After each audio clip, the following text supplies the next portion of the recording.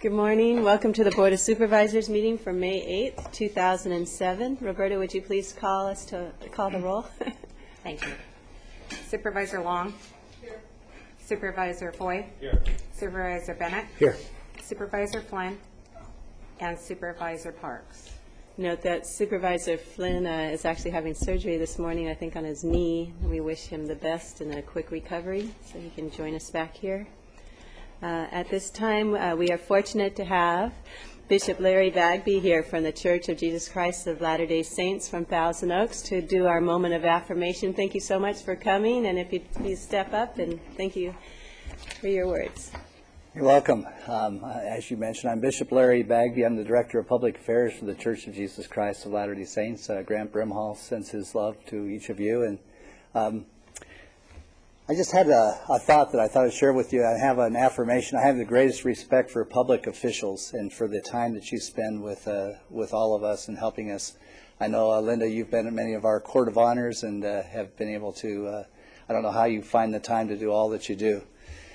I felt impressed to share a story with you. When I was first made bishop, probably 15 years ago, I had a real tough time. There was one of the parishioners, one of the people in our parish, one of the people in our congregation that did not like me, and we had a real tough time. And this is not the way you want to start off when you've been called to be a bishop. And in our church, you probably know we have no paid ministry, so I wasn't even getting paid to be abused. But anyway, I want to let you know that same gentleman that had such a hard time with me and me a little bit with him, I hugged last Sunday, and I've hugged him for many years since, and truly said, "I love you."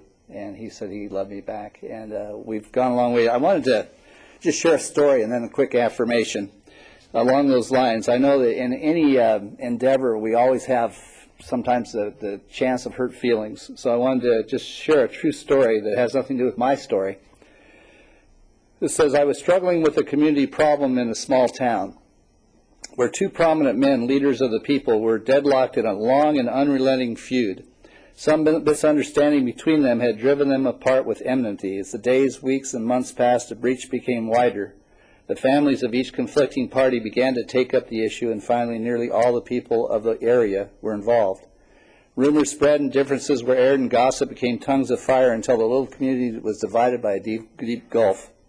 I was sent to clear up the matter. I arrived at the frustrated community about 6 p.m. Sunday night and immediately went into session with the principal combatants.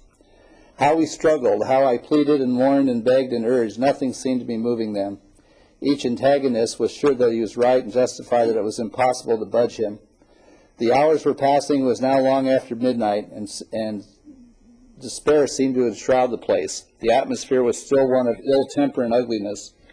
Stubborn resistance would not give way. Then it happened. I aimlessly opened my scriptures again, and there before me it was. I had read it many times in past years, and it had no special meaning then, but tonight it was the very answer. It was an appeal and an imploring and a threat, and seemed to come directly from the Lord. I read from the 7th verse on, but the quarreling participants yielded not an inch until I came to the 9th verse. Then I saw them flinch, startled, wondering, could that be right? The Lord was saying to us, to all of us, wherefore I say unto you that you ought to forgive one another. This was an obligation. They had heard it before. They had said it, repeating the Lord's Prayer. But now he that forgiveth not his brother his trespasses standeth condemned before the Lord. In their hearts they may have been saying, well, I might forgive if he repents and asks forgiveness, but if he must make the first move. Then the full impact of the last line seemed to strike them, for there remaineth in him the greater sin. What does that mean? I must forgive even if my antagonist remains cold and indifferent and mean? There is no mistaking it. A common error is the idea that an offender must apologize and humble himself to the dust before forgiveness is required.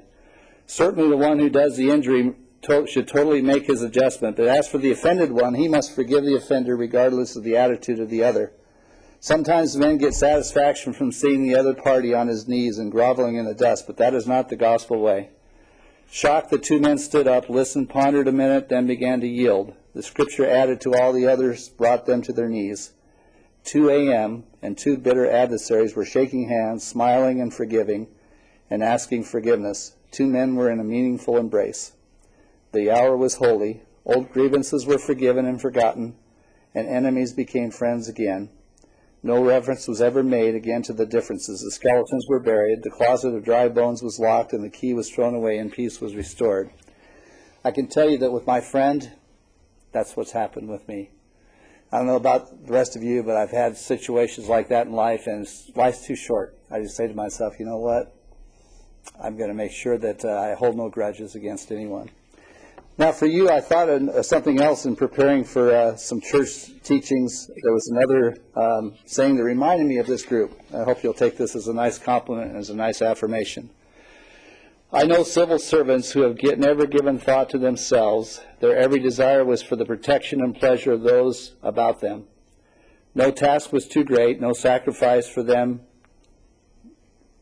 too much for them to make for their fellow men. Their means brought relief from physical suffering. Their kind work and thoughtfulness brought comfort and cheer and courage.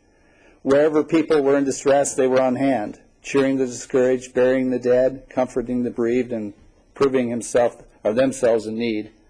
Their time, their means, their energies were lavished upon those needing assistance.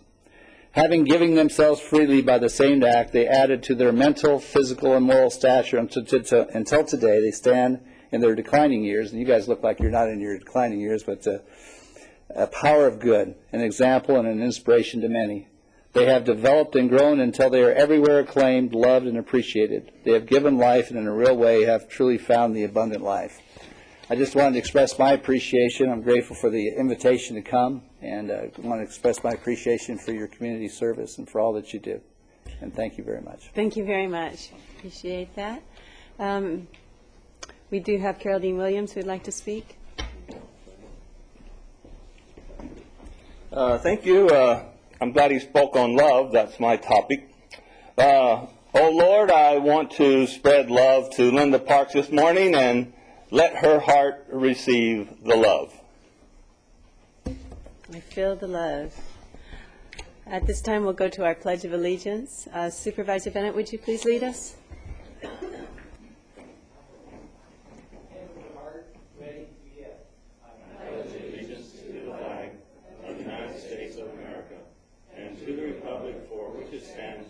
One nation, under God, indivisible, with liberty and justice for all.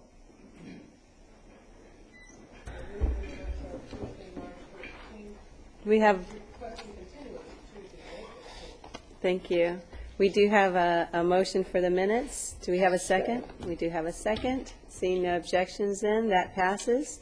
Now is our time to look at our agenda for reviewing. And Mr. Johnston, do you have some suggestions?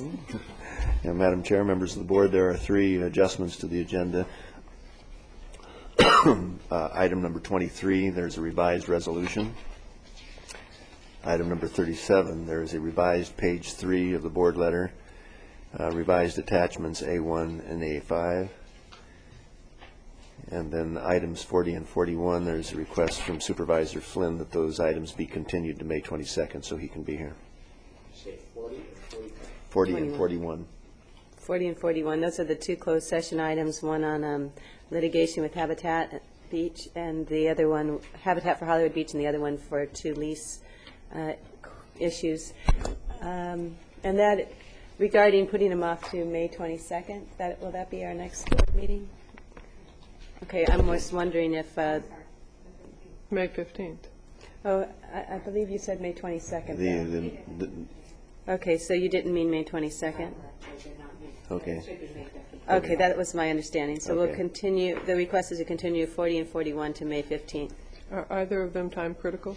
I did talk with Lynn Krieger, and she said both those items, the lease issues, can be put off for our meeting. And then I spoke with Noel, our county council, and he said that Habitat can also be put off till our next meeting. Okay. Are there any other suggested changes or questions? I also wanted to note that Christy Madden gave us the attachment 1 for item 37, so we have that available to us also. Well, I guess with regards to item 40 and 41, particularly item 40, the way it was brought to us, could we keep it on for us to have an initial presentation from staff about it, but just carry it over until the next meeting for the actual decision? I think part of what the issue was Supervisor Flynn had some presentation to make to us on this also, on his potential resolution, so, because we won't have him here to present that to us. Okay.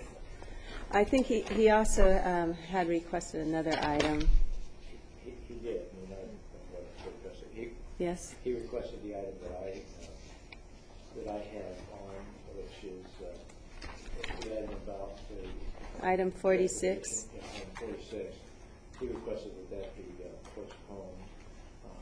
Could you turn your microphone on? Thank you. Supervisor Flynn requested that item 46 be postponed, my understanding, which is the item I'm bringing forward about the Employee Transportation Benefit Reimbursement Program. It's basically a program that would allow employees to have deducted from their salary, like some of the other things you have deducted from your salary, your mass transit expenses monthly. Some organizations are starting to do it, and I think it's a good program, but I would like to move forward with it, but at the same time, I want to have as much respect as possible for any supervisor's request for delay, so I'm happy to pull this for a week and Okay. Bring this back next week. Thank you. Then, other than the couple of revisions that we had before us, we are also requesting that we go ahead and continue to our next meeting, 40, 41, and 46. Move the recommended action. Second. Okay. Move the agenda with the recommended change. That's right, we're supposed to say it. Okay, we have a motion and a second to amend our agenda as recommended. And we had a motion and a second and no objections. That then passes. And now we'll go to item 7, which is our consent agenda items 10 through 27. Second. Motion and a second. I believe I have a speaker card on as well. Not that I know of. Oh, that? It's in on the Okay, seeing no objections then, that consent agenda items are passed. We'll now move to public comments. And we have Mr. Williams also. I'm going to turn in my card if you want it now. Well, you know what? You are being called for public comments now, Mr. Williams, so you can feel free to speak on any item you'd like, as well as items not on the agenda. Thank you. Carol Dean Williams, a 61-year resident. I believe Mr. Johnson should have a legacy of truth and results. And I have a complaint here. He told me that Ordinance 4197 does not prohibit cameras in the Hall of Justice. I would like you to ask your county council. Yesterday at 1:46 p.m., a lady in front of me took a digital camera into the Hall of Justice with permission.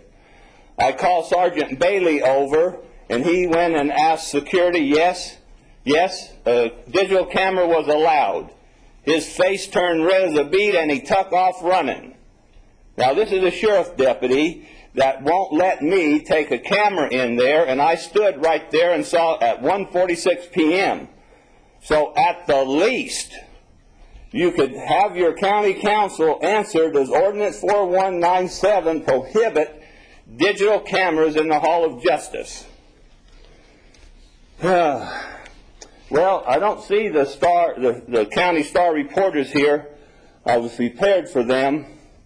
So, Ms. Parks, I'd like to do a little loving on you.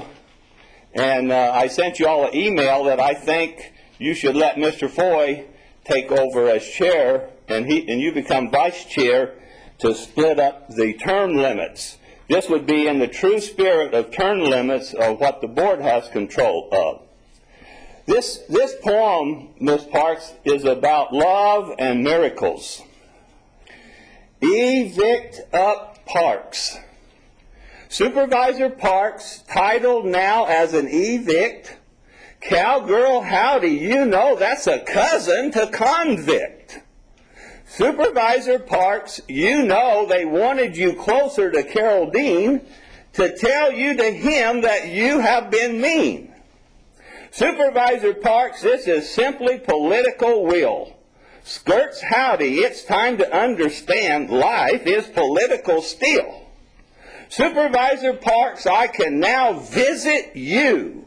Skirt howdy in the government center for all county views. Supervisor Parks, today it's child abuse for mom to wash out the mouth of her child with soap use. Supervisor Parks, in June we'll be closer than ever. Now you must believe in miracles if you haven't never. Supervisor Parks, now titled now as an evict, cowgirl howdy. You know that's a cousin to convict. How much time I got left? 1 minute and 47 seconds. 1 minute, 47 seconds. I hope you've read my personality profile here. Agreeable. Agreeable. He takes care of himself and others. When someone really is in trouble, Carol Dean Williams likes to collaborate with them toward a solution.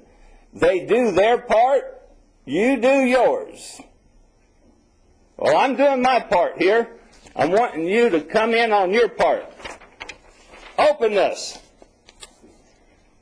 Openness. Creative, intelligent, adventurous, artistic, inspired. Mercy. And this is a patented process. I challenge each one of you on the board to take this personality profile and let's see what the results are. So, I think I got a couple other items to speak on. How much time I got left? 47 seconds. Oh, perfect.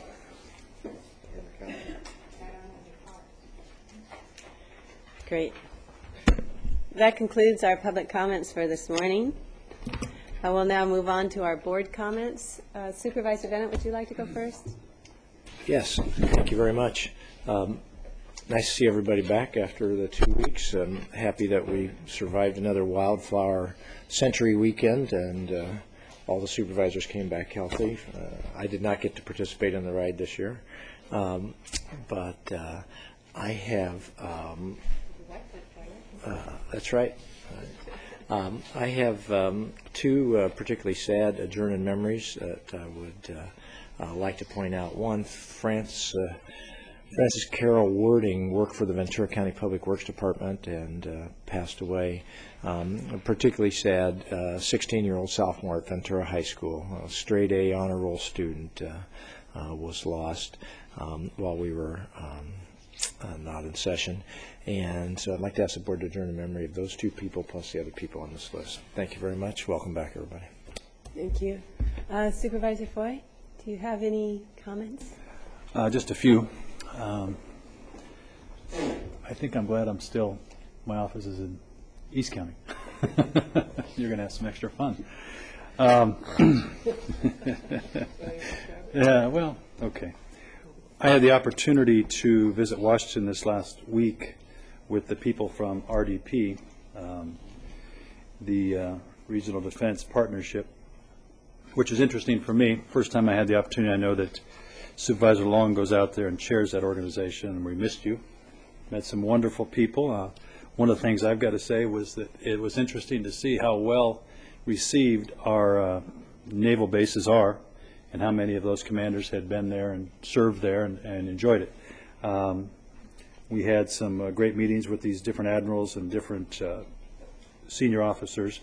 Also with the Governor Schwarzenegger's office, there's a lot of desire from that office to do some more work here, bring some more C-130s into this area, which is good for us. Good also for our protection, fire protection, everything else. So that was great. That was a very good time. Learned a lot. The other thing I thought that was interesting, there was a presidential debate that happened up in the Reagan Library. There's only been 2 debates so far, Democrat and Republican debate, and we had the opportunity as one of the only other cities in America to have that. So I thought it was great that we in Ventura County are getting that kind of recognition in this area for a debate to be here. That was great. It was great to see. I had the opportunity with Supervisor Parks to sit there and enjoy that. So it's just great to see what our county is doing. And I also have a few people here that I'd like to adjourn for in their memory. Thank you very much. Thank you, Supervisor Foy. Supervisor Long? Yes, thank you. I also have a list to submit to adjourn in memory of folks in the 3rd District, and I wasn't able to go to Washington. I had a family issue that came up. So I was very appreciative that Supervisor Foy was able to go, and I know that we'll have a full report out, as they always do, give us a good debriefing of the meetings and what took place. And I'd like to, I did watch the debate on TV, though. Sorry I wasn't there. I was trying to look. You're supposed to wave, you know. And the last thing I'd like to just mention to the board, just FYI, as we have over the years supported the Santa Clara Valley in both their good being good stewards of the land in our agricultural community. Through this board's work, years ago, following the Northridge earthquake, we launched a effort to build economic vitality through tourism. And that has really been successful, but we know there's still greater potential in the valley for tourism attraction. So we've put together through the Heritage Valley Tourism Bureau a half-day summit that will be taking place Thursday, May 10th, from 11 to 4 out at the Glen Tavern Inn in Santa Paula. It actually will start on board the Fillmore Western Railway train and then move to the Tavern Inn for the afternoon session. And we have the cities participating, the Convention Bureau, the Chambers of Commerce, and the businesses and others. And we're going to have a Chief Deputy Director of Operations for the California Travel and Tourism Commission. Susan Wilcox will be our keynote speaker. So I just wanted to make sure, if you hadn't received any information on that you have it. If you'd like to send staff or have an interest in what we're trying to do in the Santa Clara Valley in connection with Ventura and Oxnard as the destination points in many respects, and also in connection with Santa Clarita. They are very excited about the potential of the train coming to that part of northern LA County and the tourism opportunities there. So I look forward to a good day. Focus on economic vitality for the Santa Clara Valley. So I wanted to provide that information to you, and that's all I have. Thank you. Thank you very much. The comments I have is I got to ride a horse down Thousand Oaks Boulevard on Sunday in the Conejo Valley Day Parade. Makes it all worthwhile. Also, Oak Park on that same day, I believe, had their beautification day, and that's where we do provide for services of pickup of large bulky items, and as well as green waste. And we had an incredible amount of people bring electronic waste also, and I think we beat our record from last year and may have set a county record with that. We also had a wonderful thing happen in the since our last meeting, and that is in Ventura Park we established a fire safe council. So they will be able to now work on trying to get some grants and helping to make that area more safe in the event of fire. With that, I think that concludes my comments, and I'll move on to our regular agenda. Our first item on the agenda then is item, pardon me? Yeah, all the way to 44, and this is with the County Executive Office. Hi. Yeah, good morning. Norma Camacho with the County Executive Office, and I'm here today as staff to the Tobacco Settlement Program to recommend to your board the appointment of Mr. Michael Ferris, who is our current District 2 representative, as Vice Chair to the Tobacco Settlement Allocation Committee. If appointed, Mr. Ferris will be assuming the vacant position on May the 1st through the end of this year. Also, he will continue on as chair of the committee next year once recommendations have been adopted by the Board of Supervisors. If you have any questions, I'll be happy to answer them at this point. I would just comment that Michael Ferris is an astrophysicist, a really brilliant young man, as well as has a keen interest in good government, and obviously his talent has been recognized. So I definitely support this. I'll go ahead and move the recommendation. Second. Thank you. Seeing no objection to that, then that passes. Thank you. Thank you for bringing that forward. We'll now move on to our policy matters. And our first one is Supervisor Bennett, and this is item 45 regarding the appointment of Roland Missouri. Thank you. I have an unexpired term that has become vacant for the District 1 seat on the APAC, and I'd like to recommend Mr. Roland Masari. Do we have a second? Motion and second. Seeing no objections, then that passes. We'll move on now then to item 47, and this is also a recommendation of Supervisor Bennett. Very minor technical changes to our Ojai Valley MAC Advisory Council. Mr. Schmidt contacted us and indicated that there were some changes in state law that required some changes. And, I tried to read through them, and there isn't anything that wouldn't put you to sleep quickly trying to figure out. Move the recommended changes to the Ojai Valley MAC Advisory Council resolution.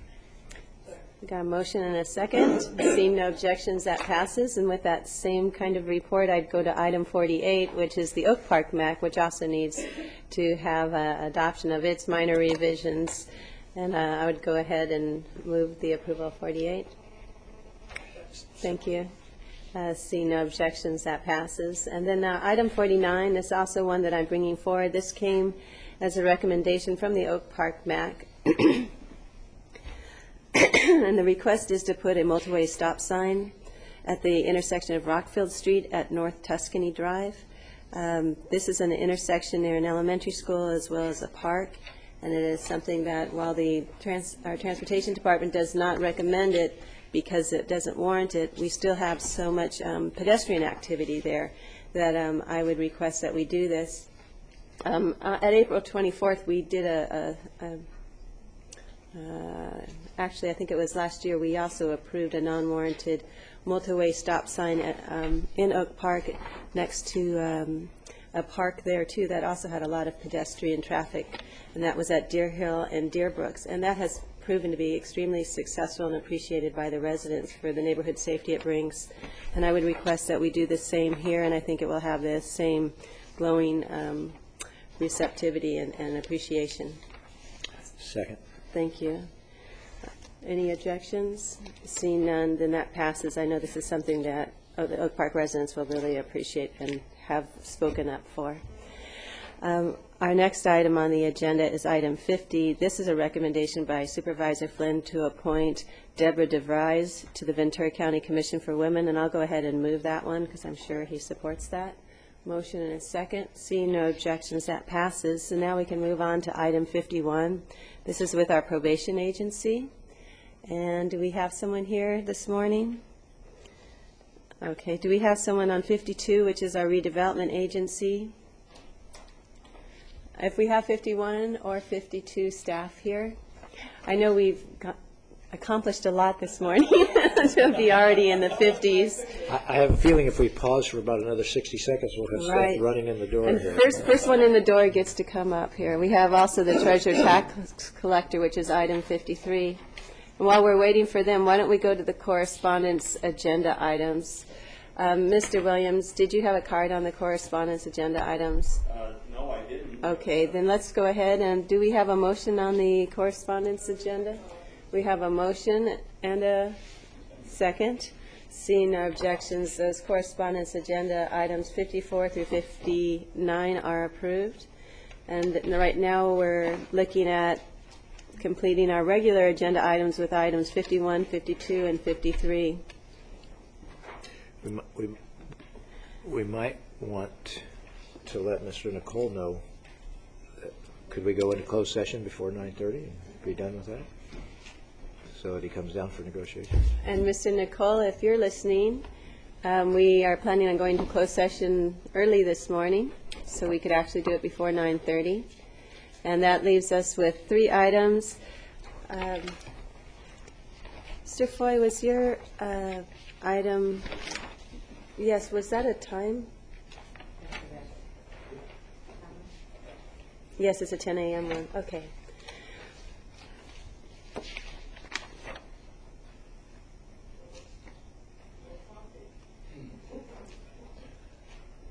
And I'm just looking at the items 51, 52, and 53. Should we go ahead then take a break and go into closed session? What about item 35? We're not there yet. All right, then let's go ahead. Pardon me?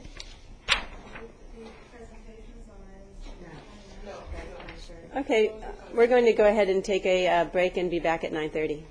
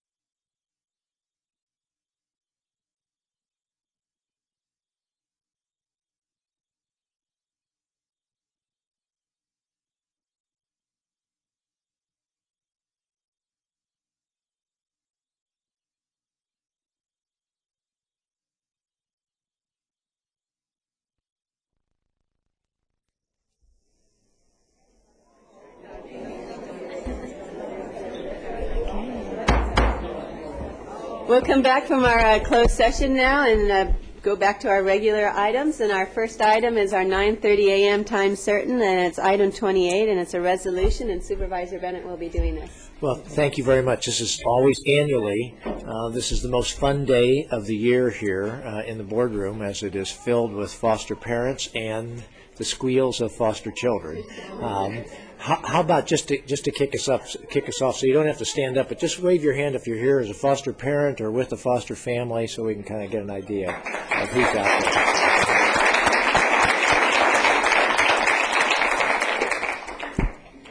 To say we thank you is an understatement in terms of how valuable of a role you play for these children here in Ventura County. I have a resolution that on behalf of the Board of Supervisors that I'd like to read to everybody. We also have a short 1-minute advertisement that has been made, and we've really upgraded the quality of our advertising material. We want to show that to everybody. And then I'd like to come down and present this to our two experts that are Judy Rivera and Elaine, who are helping to coordinate this. But the focus is for you parents that just keep stepping forward over and over again in terms of getting the job done. And so I'd like to read this resolution and then make a couple other comments after that. This is a resolution of the Board of Supervisors proclaiming May 2007 as Foster Family and Kinship Caregivers Awareness Month, whereas a family serving as a primary source of love, identity, and self-esteem and support is the very foundation of our community. In Ventura County, there are 501 children and youth in foster care who are provided with a safe, secure, and stable home, along with the compassion and nurturing of a foster family or kinship caregivers. Foster families and kinship caregivers who open their homes and hearts to children whose families are in crisis play a vital role helping children and families heal and reconnect, as well as launching children into successful adulthood. And dedicated foster families and kinship caregivers frequently adopt foster children, resulting in a greater need for more foster families and kinship caregivers, which is why we have to keep bringing new blood into the system constantly. Special recognition is given to all qualified foster parents who serve as mentors to new families, and also to foster families who provide around-the-clock emergency shelter care for our community's children in need. There are numerous individuals and public and private organizations in Ventura County who work to recruit new foster families, and although the Ventura County Foster Care Program has 183 foster homes, and foster family agency homes have 69 for a combined total of 252 foster homes in Ventura County, there still is a need to recruit more homes. There are 57 Ventura County families and individuals who, while not wishing to take on the challenge of becoming a foster family, have agreed to help the foster care program by becoming respite providers for foster families and kinship care providers. Therefore, be it resolved, the Board of Supervisors takes great pleasure in recognizing the foster families and kinship care providers in our community during the month of May 2007. I hope that, I don't see anybody up there, but I hope we're ready to put on the slide. Does anybody see him up there? Roberta? There we go. Here he goes. Oh, he's hiding behind the screen. Here we go. Take a look at this. Very well done.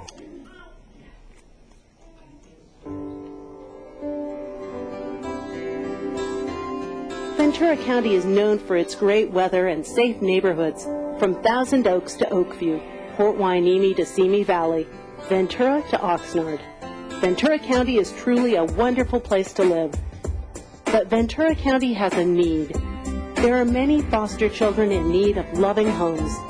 There for a while, I was getting called every single day to take children into my home. Foster parents are our family. They're what we call our family when our own family is not there or around us.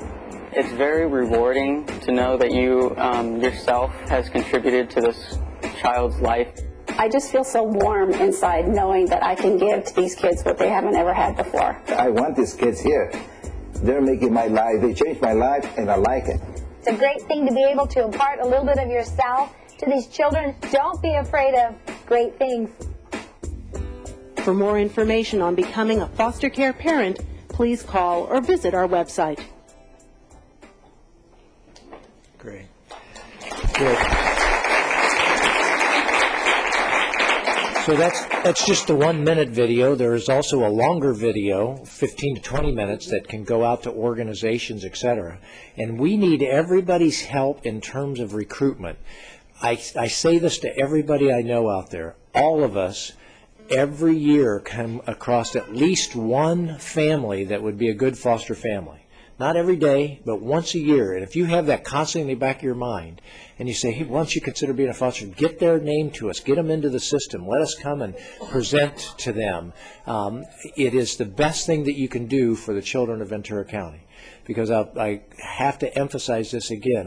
When I first began this whole process, and talking to a foster parent, and he said, you know, what should we tell people out there as they're considering this? And it was, if you saw a young child at the bottom of a swimming pool, you would spring into action because that child's life was at risk. The same thing is true. It's just extended over a period of time when a child has parents that abandon them or any one of the other things that cause a child to move into our system. So really ask everybody out there, help us find more foster families, foster parents. I'm going to turn it over to Judy and bring this down. All right. Good morning, members of the board, Madam Chair. Thank you for recognizing May as Foster Family and Kinship Caregiver Awareness Month. As you may know, over 500 children here in Ventura County are in foster care because their own families are unable to provide for their essential well-being. Most children are placed temporarily in foster care due to parental abuse or neglect.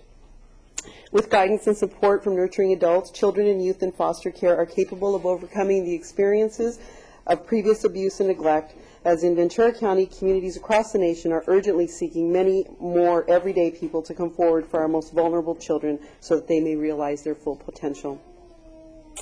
I would like to take this opportunity again to recognize the parents and kinship care providers who are in the audience today. I'd also like to thank our agency director, Ted Myers, and our foster care staff, especially Elaine Martinez, who is the manager of our foster care recruitment, retention, and support program. Also, I'd like to add a special thanks to our community partners who have joined us today, and if they would please stand when I call their name. We have Valerie Hoffman from Aspira Family Services, David Friedlander from Kids and Families Together, Pat Hawley from Child Development Resources, Jack Hinojosa from Family Development Resources, Danny Rivera from Child Development Resources, Linda Roseburg, the Program Manager at Child Development Resources, Lori Scott from United Parents, Norma Schoenberger from Konania, and Lori Steinhauer from the Ventura County Partnership for Safe Families and Communities. If I could, I'd also like to invite 3 foster parents to come up to the podium so that they can share with you briefly a little bit about their experience. These people are Julie Schmidt, Patty Hunt, and Christy Burns.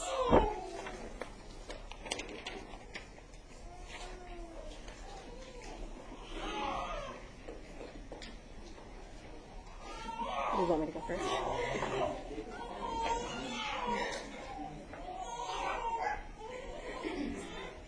Thank you for listening to what we are about to say and our thoughts about foster care. I've been doing it for about 13 years, and as it was so eloquently stated earlier, it has changed me for the better, and the children that I have, my own, I don't want to use any other term, but the other children who live with us has changed their lives as well for the positive, created opportunities for them that maybe they wouldn't have had, and for the foster children as well, opportunities to grow and change and just learn about life in a positive and creative way. I urge anyone who's even got just a little tiny thought about fostering to step up and explore that opportunity. There's other ways besides just being a foster parent, or not just, but only being a foster parent. You can help out in so many different ways, the system, and help the children. So thank you for your time. So I'm Patty Hunt. I've been a foster parent for 9 years, and I specialize in the medically fragile infants. And so just to be able to give them a head start in life is just the best. I love what I do, and everybody should do it. It's true. Everybody should do it. My name is Christy Burns, and Patty Hunt actually trained me. I am the average foster parent, if there is such a thing. Foster parents are can-do people. One of the big questions that I get when people find out that I'm a foster parent is, well, it's something I always wanted to do. I just don't have the time. Everybody has some time. If you have room in your heart and you find room in your home. Because these kids, they affect you. They touch your soul. Thanks.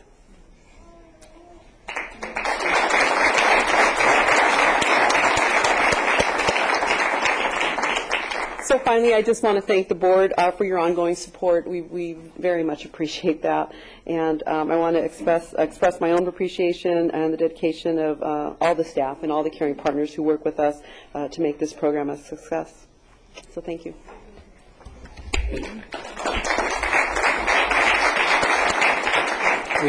We have some sensitivity with taking pictures, right? Kids, yeah, with the kids and stuff. But if anybody wants to have their picture taken so that we don't hold the board up, I think we'll do is, most of you are in the back, we can do something in the back here, but particularly our partners, if our partners would all get together, and then any parents that feel comfortable or can turn your children around or anything else. I see Matt here. I'll tell you the story about Matt real quickly if I can, right? But Matt walked into the foster care system, young single man. He said, I want a boy, 5 to 8, I want to teach him how to play baseball and all that other stuff. They called him 2 weeks later and said, Matt, we don't have a boy 5 to 8, but we've got an infant that's 5 days old. And we just need you to help us just until the weekend. Can you get us to the weekend with him, right? Well, we all know what happened by the weekend. He fell in love with the boy, and with that baby, all right? Matt now has 6, right? And that's already up to 6 now, all right? And his house is so full of love and energy, and the same thing is true across the board in Patty Hunt's room, house, and every place else with the foster care program. Thank you very much. Supervisor? Yes. I'd like to offer some comments, too, to our partners and our families. You're so appreciated, and as Supervisor Bennett said, there aren't words enough to thank you. Supervisor Bennett has been a real champion for the needs here, and having these new tools to work with, we all, as you said, in our interaction in the community, will have an opportunity to speak to just one family who can help us out here. So thank you for everything you do. I also wanted to extend my thank you to you all. I have an assistant that works in my office, and she has a 4-year-old boy and decided she wanted to have a girl and thought she'd get a foster daughter, and she came home with a 10-year-old boy because they just hit it off. And it's just so wonderful to see that and to see the connections, and we really so much appreciate what you do. And I guess we're going to go into the back that way to get your photos taken, and then we'll go ahead and move on to our next item. This is a presentation on Elks National Youth Week, and I believe we do have Raven West here.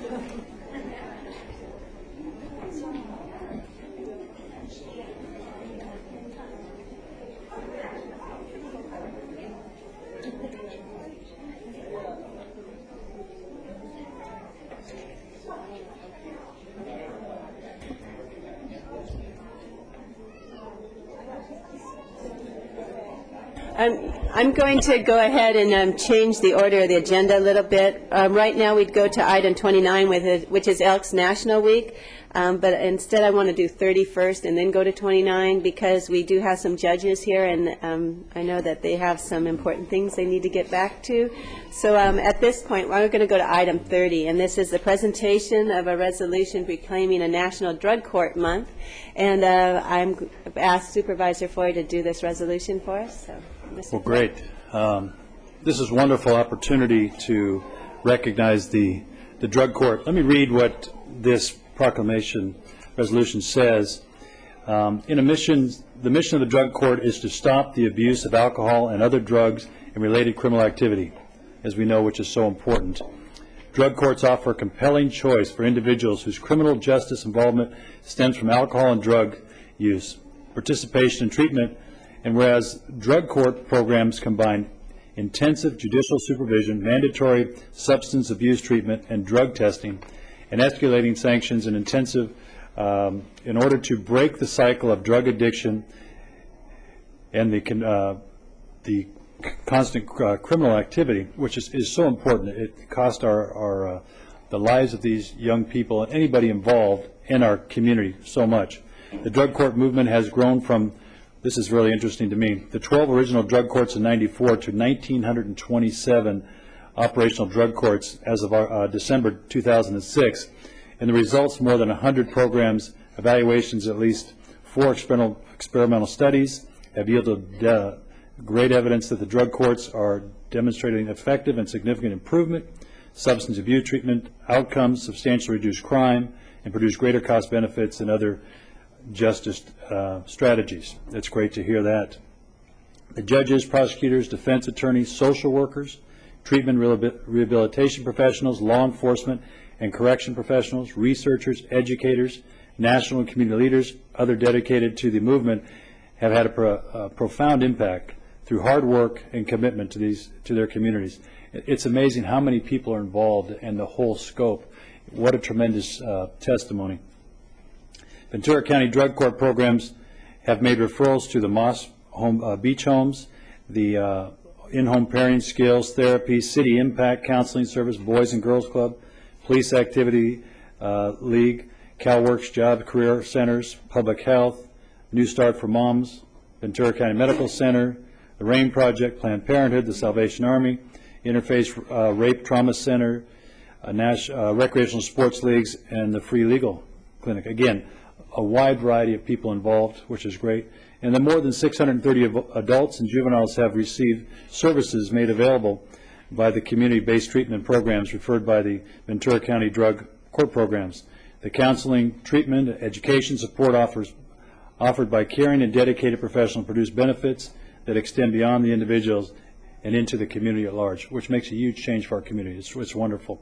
So here we say, now therefore, to be resolved, the Ventura County Board of Supervisors takes pleasure in recognizing the practitioners, participants who contribute to the success of the drug court programs and appreciation of the significant contributions that drug courts have made and will continue to make in helping individuals make a positive change in their lives. And it's true. We can't do anything more than trying to help people and change their lives. And I appreciate, and I know we all do up here in the community, appreciates all that you do. So thank you very much. I'll come down. And Mr. Planet, do you want to come up and say some words? Good morning, Madam Chair, members of the board, Mr. Johnson. Today we're here to celebrate National Drug Court Month. We've had our juvenile drug court programs in operation since 1999. And the purpose of Drug Court Month, among other things, is to honor the practitioners, which Supervisor Foy has done so well, and the resolution really captures. Second, to raise the visibility of drug courts, not only across Ventura County, but across the nation, and also to educate the public about the effectiveness of their drug court programs. And the folks that are here today really represent all of these ideals. I want to introduce to you our presiding judge, Troy White, our supervising juvenile judge, Don Coleman, and our judge, Terry Cody, who presides over our juvenile dependency court. I know our excellent supervisor, probation director is here, Karen, with her team as well, all involved in this exciting program. So I'd like to turn it over to Judge Coleman for a couple comments. Thank you, Mike. I want to thank the board for all of its support over the years. Mike was right. Juvenile drug court began in 1999. It was one of the first in the country, if not the first in California, and it's had tremendous success since that time. And I also want to cordially invite you to a graduation ceremony. We're having a joint graduation ceremony next Wednesday at 3 o'clock in courtroom 22, our master courtroom. And we have a record number of graduates in the juvenile drug court. We have 7 young people graduating. And if you can find the time, I urge you to come over. You'll see a great celebration of wonderful young people who've changed their lives, wonderful parents who are very happy to get their kids back because they're now no longer using drugs. And some graduates earlier this year want to come and speak. I don't know what they're going to say, but I suspect it'll be something good. So I invite all of you to come to that if you possibly can. I do want to give a shout out to the probation officers who work in juvenile drug court. They're not here, but I know their bosses are here, because they do an absolutely wonderful job, and that's Gabriel Tobias and Guadalupe Paz, who really help make the program go. And it's a collaboration between the DA, public defender, the courts, probation, and behavioral health, who do just such a wonderful job in our juvenile delinquency drug court. Now that Judge Cody talked about the juvenile dependency drug court, because we were one of the first counties to do that as well. So, Judge Cody. Good morning. Thank you very much for honoring the drug court program this morning. First, I want to say I was so glad I was here for the earlier resolution, because those are my kids too. I'm the dependency drug court judge, and there's only one in this county, so all of those were my kids. And one of the fun things about drug court, that I really enjoy is not only helping the parents, and usually it's moms that are coming before me, but I also get to see the babies every week. So I don't get to see my babies very often, and it's nice to see mothers in the drug court program that are so successful with all the help they're getting from the team members, and we have a fantastic team helping these mothers and these babies overcome the problems that brought them into the system. The drug court program in our dependency court, and I know the juvenile court also, but I'm familiar with dependency, is just a wonderful, wonderful program. And I thank you for the resources that you give to us. We can always use more, but it's a wonderful program, and it's very successful. We have a good success rate. And I'm just very happy that it works the way that it does, and thank you very much for recognizing it this morning. Let me just add my thank you to those that you have already heard. As presiding judge, I am pleased to be here today and to be able to see you and thank you for the continued collaboration and cooperation that we have from the county. You saw lives, and I think it is almost prophetic that the foster children preceded the comments about the drug court, because as a society we know that the reason most of those children are involved in the system is because their parents are involved with drugs. And if we can deal with that issue at the drug court level, we hope to have a positive impact on not only those children that you saw this morning, but the children of the future. And we work every day to do that. We were a little worried about having 3 judges over here that you might think who's minding the store, but I hope it does emphasize the dramatic impact that drugs have on this community, on the county and the court. So again, I thank each of the board members and Mr. Johnson for your continued support. Thank you. Supervisor Foy, I want the judges, they do the... I do want to say thank you myself, knowing a family that's gone through this and what you've all done to give them back their son. It was great, and it's touched them. And we do great things in this county. We do. And you all do great things. So I want to say thank you very much. Here, one of these get a picture. You're going to take a picture? You're the official picture. Carol Dean, taking pictures. Learning is key. Great. Thank you very much. Thank you.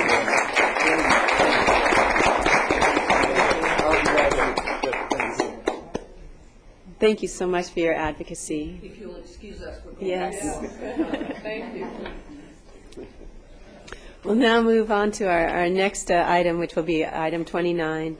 And this is the proclamation of Elks National Youth Week. And we have Raven West here. If you'd like to come up to the microphone, I'm going to read this. And it's a proclamation of Elks National Youth Week, which is May 6th through 12th, 2007. And it says, whereas the youth, the young people of the United States, represent our nation's single greatest resource and will someday assume positions of leadership and responsibility for the advancement of our society in the future. And whereas the benevolent and protective order of the Elks realizes that to help our youth achieve their fullest potential, there needs to be an understanding of their hopes and aspirations and a willingness to help prepare them in every way for the challenges, responsibilities, and opportunities of citizenship. And as an organization, the Elks are committed to guiding, inspiring, and encouraging our youth to develop the qualities of character that are essential for success in future leadership roles. And whereas the Elks established National Youth Week to provide opportunity to honor America's junior citizens for their accomplishments and give fitting recognition of their service to their communities and the nation. And whereas in honor of the National Youth Week, Thousand Oaks Elks Lodge 2477 congratulates the Elks High School Senior Scholarship winners, and I think that's going to be Friday evening they'll be giving those, and the 5th, 6th, 7th, and 8th grade Americanism essay contest winners, and recognizes all the good works performed by members of youth organizations such as Boy Scouts of America and Girl Scouts of the United States of America. Now, therefore, be it resolved that the Ventura County Board of Supervisors takes great pleasure in proclaiming May 6th through 12th, 2007 as Elks National Youth Week, and calls upon all citizens to encourage the youth of Ventura County to dream big, work together and make the world a better place. And I know we have Raven here to talk about the work that the Elks have done with the National Youth Week, but I also know that she's done a considerable amount of work for helping our elders. And next week, by coincidence, we have the our recognition and resolution for Elder and Dependent Adult Abuse Awareness Month. And I know that you have actually written a book about helping a member of your family and to get through the systems, and hopefully will help others. So I just wanted to thank you for that too, and I'll come down and present this to you if you'd like to speak. Well, first of all, I want to say thank you very much to the supervisors for recognizing the Thousand Oaks Lodge 2477. Many of the programs under the youth activities consider we do a hoop shoot contest, a soccer shoot contest, the Americanism, the scholarship, Boy and Girl Scouts we support, and the slogan is today's youth is tomorrow's leaders, so it all kind of connected. We also have drug awareness. I mean, we're very, very involved, not only in Thousand Oaks, but also Oxnard, Ventura, and Simi Valley Lodges are also all together in the organization. And also I wanted to thank Supervisor Parks for mentioning the elder issues. I'm also the president of the National Association to Stop Guardian Abuse in my spare time. Now, is the Elks now the exalted ruler is a woman, isn't it? Yes, Catherine Courts, who was actually, we just came back from contest. She took first place. This is our second woman. Isn't that great? ER, and then in 2 years, we'll be back again with another female woman or no, sorry. And also you just graduated law school. I just graduated law school across the street, the Ventura County. I'm taking the bar in July. I was seeing the judges going. Well, best of luck, and thank you for your work for the Elks. Oh, thanks. Let me get my camera. Okay, we're gonna get a. Thank you. Great. This is really, really great. All right. Well, congratulations. Thank you for your work. And hopefully we'll see you Saturday. We can come back. I'll say thank you so much.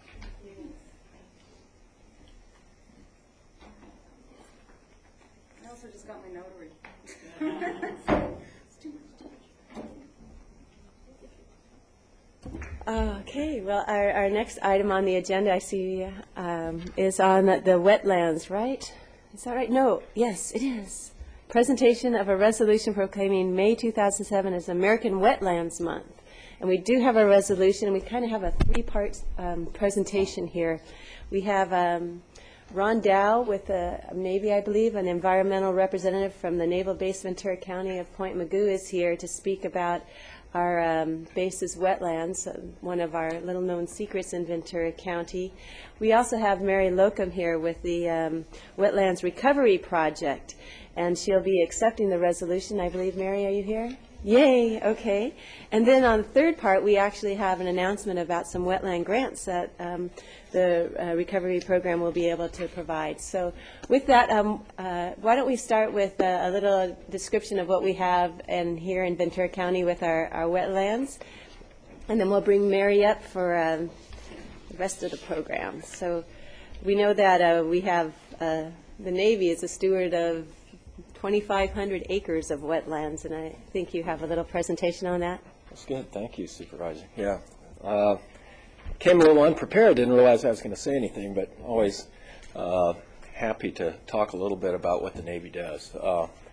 I think because we're self-contained pretty much in Mugu and Wainimi, a lot of the local public doesn't really realize the significant resources there, and especially if you tack in San Nicolas Island, which isn't wetlands, but is really a marvel with natural resources. So just wanted to mention we have a 25-acre salt marsh. It's got the natural opening to the ocean. It's one of the most pristine, largest salt marshes in Southern California, 5 endangered species, and really important on the Pacific Flyway. And the Navy takes great pride in the stewardship. I've had the honor of being the head of the environmental department for 30 years now. So I don't know if people realize the Navy's had a real active environmental program for 30 years at Mugu, and Wainimi. But it's a significant resource. We're very committed to protecting what's there, and we really take pride in being able to merge the ability to do the mission that we do as well as protect the resources as well as we do. So we happily do that. We enjoy that very much, and we like to share that with the public as much as we can because it is something that a lot of people don't realize. I know that we have endangered species there, as well as we've got the seals, right? The harbor seals that thrive in that area too. So that's good. Yeah, the harbor seals are actually unique. There's only another population, very much smaller. There's about 500 seals just at the mouth of the lagoon that have pups there, that breed there. And other than areas like Carpinteria or the rocky coastline that's kind of away from the people, that's really the only population in Southern California. And they're there year-round. So it is a unique place. It is unique, and it's also unique that we have the federal government being stewards of that land, and yet it doesn't have much opportunity for people to come see it and experience, but in another sense that is what helps keep it pristine too. We don't have much development at all out there, and so it's nice to be able to see it preserved and doing a great job. Thank you. We do try, and I will offer this, they'll probably kill me for this, but no, we actually do take organized tours. We try to share and show what we do, but it is difficult. We can't open it up to the public. So, right. So we can take organized groups through, and we can give, we do a lot of Audubon tours because it is significant for the birds. But at any rate, with that, I thank the Board of Supervisors, and we'll carry on with what we do. Thanks. Well, thank you so much for coming, Ron, and maybe the Wetlands Recovery Project can do a tour there. Sounds good. If you'd like to come on up, the Wetlands Recovery Project is a broad-based partnership, and it's chaired by the Resources Agency and supported by the Coastal Conservancy, and it engages agencies, scientists, the business community, and community-based organizations in the restoration and protection of streams, rivers, and wetlands in coastal Southern California, from Point Conception in Santa Barbara to the U.S.-Mexican border. If you'd like to come to the microphone, I have a resolution to present to the Wetland Recovery Program, and reading the resolution, it states that we are in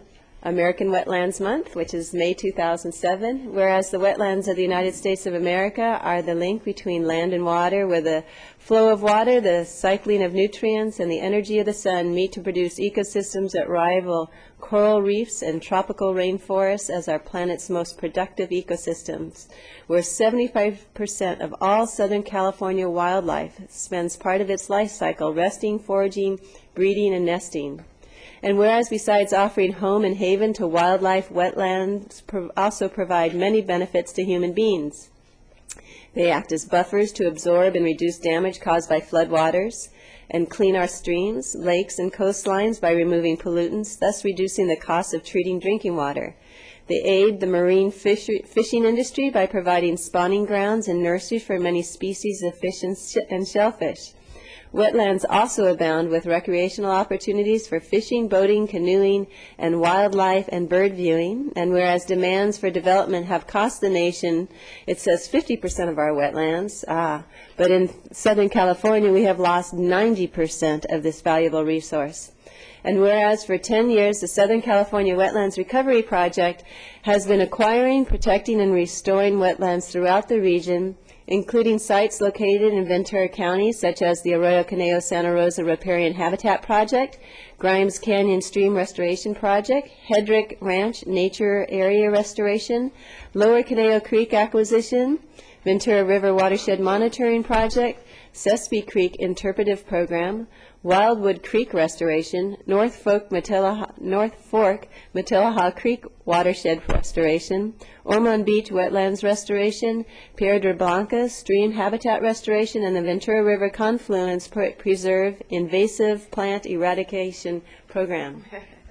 Now, therefore, be it resolved that the Ventura County Board of Supervisors takes great pleasure in proclaiming May 2007 as American Wetlands Month and recognizes the Southern California Wetlands Recovery Project and its Ventura County stakeholders for their dedication to preserving, protecting, and enhancing the coastal riparian wetlands of Ventura County. I can bring that down there for you, and then we also have some announcements. Shall I go ahead? Okay, here's the exciting. Can I have a drum roll? No. The Wetlands Recovery Project Small Grant Program Award recipients. We are announcing them right here. We have three. We have the Ojai Valley Land Conservancy and their project is the Ojai Meadows Preserve Vernal Wetland Restoration.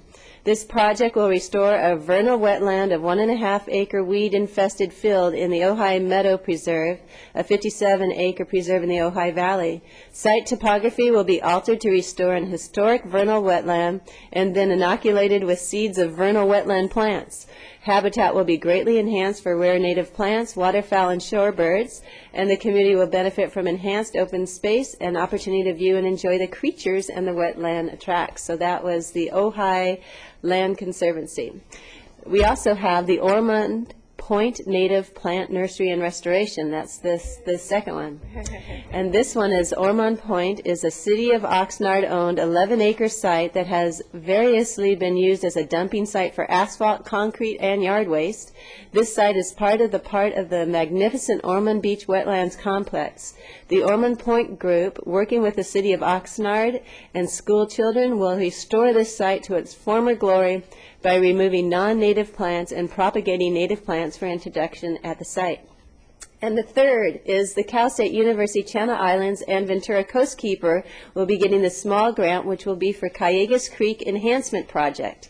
This project will promote the stewardship of Callegas Creek through enhancing and rehabilitation of a 2-acre riparian section of the creek. The project will include a habitat assessment, a hydrological report, and restoration of no less than 15,000 square feet of stream bank through the removal of non-native plants and the planting of native plants with the stream corridor. It's great, not only do we benefit the environment substantially, we also incorporate a lot of our community, from school children to college students to also the environmental groups. So it's great to see that. And if you'd like to speak, I'm going to come down and present this to you. All right. Thank you very much, Supervisor Parks, and thank you, Board of Supervisors, for having us here today. We're really honored to be here. And I'm just, month of May is a packed month. I can't believe it. And I'm so distressed that all the families and the judges with their court kids and the Elks have all gone away and haven't heard about all these resources that they can get those kids down into to learn about and play in and help restore. So hopefully we'll make that connection. I'm sorry they all ran away. I'm here today joined by one of our recipients of a small grant from the Ormond Point Nursery, and this is Tricia Moore, and she's the co-founder of the Ormond Point Nursery. And she'll say a couple words, hopefully, in just a sec if you want. And I'm also joined by Sandy Matsumaru from the Nature Conservancy, who, along with Supervisor Parks, is our county co-chair for our county task force for the Wetlands Recovery Project here in Ventura County. And the county has magnificent resources, and we have many wonderful stewards and partners here that are protecting these resources. And you're very, very fortunate to have them, and thank you for honoring us and them today. I appreciate it. And I just have to say, we're also very lucky to have you, Mary, to be helping lead this project forward. It has been so successful, and it's wonderful to have your energy, and I'm so glad to stick with you. Would you like to make some comments? Sure. Congratulations on your Thank you. Now, we're very excited, and the main part of our project is to bring as many children as possible to appreciate the wetlands, to learn how to grow plants, how to plant them out, and not just walk through areas that look like weeds, but to say, oh, wait, this is a good plant, this is good for our environment. So it's a work project, a hands-on for, our goal is to get 500 kids through the project this year, and I think we'll be able to do it, and thank you very much. Well, congratulations, and I'll present you this resolution, and thank you for coming all the way out here for it. That's just wonderful. And this goes to all of our stakeholders, not just to me, but to everyone. And So it is a multi-county it is collaborative five effort. counties. And just on the economic side of it, our small grant program in the last 5 years has brought close to $300,000 worth of funding to small grant projects to Ventura County alone, and millions of dollars towards other large projects that the supervisor mentioned earlier. So thank you. Well, thank you very much. Yes, Thank you for okay. coming also. Thank you, Congratulations.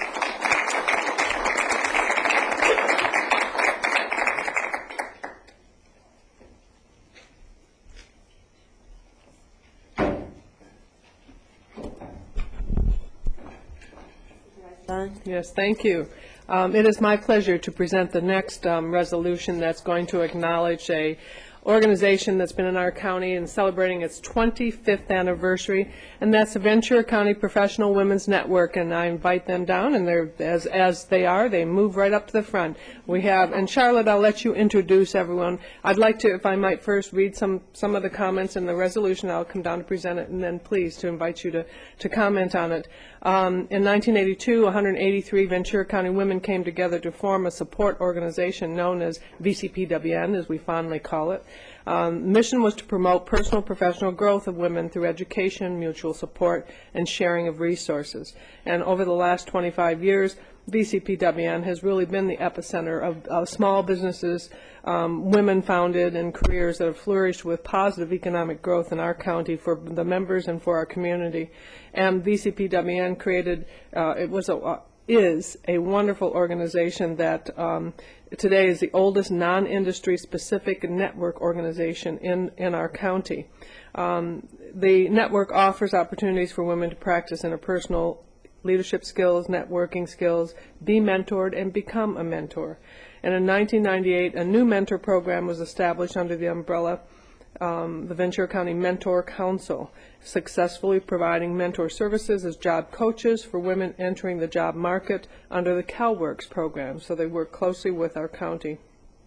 The network will begin its 25th year of serving professionals, where it has created a unique organization with goals and philosophy rooted in the vision of the original founders, which is to promote growth, networking, and support. There are many success stories. I'll just, on a personal note, in 1988, when my husband and I moved to the county and we had started a small business, I joined the network because I understood the value of networking with women particularly, but really getting to know the community and getting acquainted with all the businesses in the community. And I found it to just be an invaluable opportunity, and still, and today, am very much a strong supporter of the network. Was proud to have been honored, a 10-year, 15-year member, I think. I think that was the last pin I received. But it isn't just where women get together once a month and drink wine. They really do network. They do that too. But we have monthly speakers who come and talk about challenges women face in the business community, helping them with skills, helping them with communication opportunities, looking at new ways to be creative, new ways to reach into their markets. And so it really is a training, learning, friendship organization, and I've been very happy to be very supportive of it for all these years, and will continue to do so. So as they celebrate upcoming their 25th anniversary, I thought it would be a great time to bring them to the board so you could acknowledge both the success of the organization, but the importance that they are to our community. So now I'll invite you to please introduce Charlotte, and I'll come down and present this. Thank you, Supervisor Long, and the rest of the Board of Supervisors. I've been with VCPWN for 23 years, and I still feel as excited at my meetings as I did in the beginning.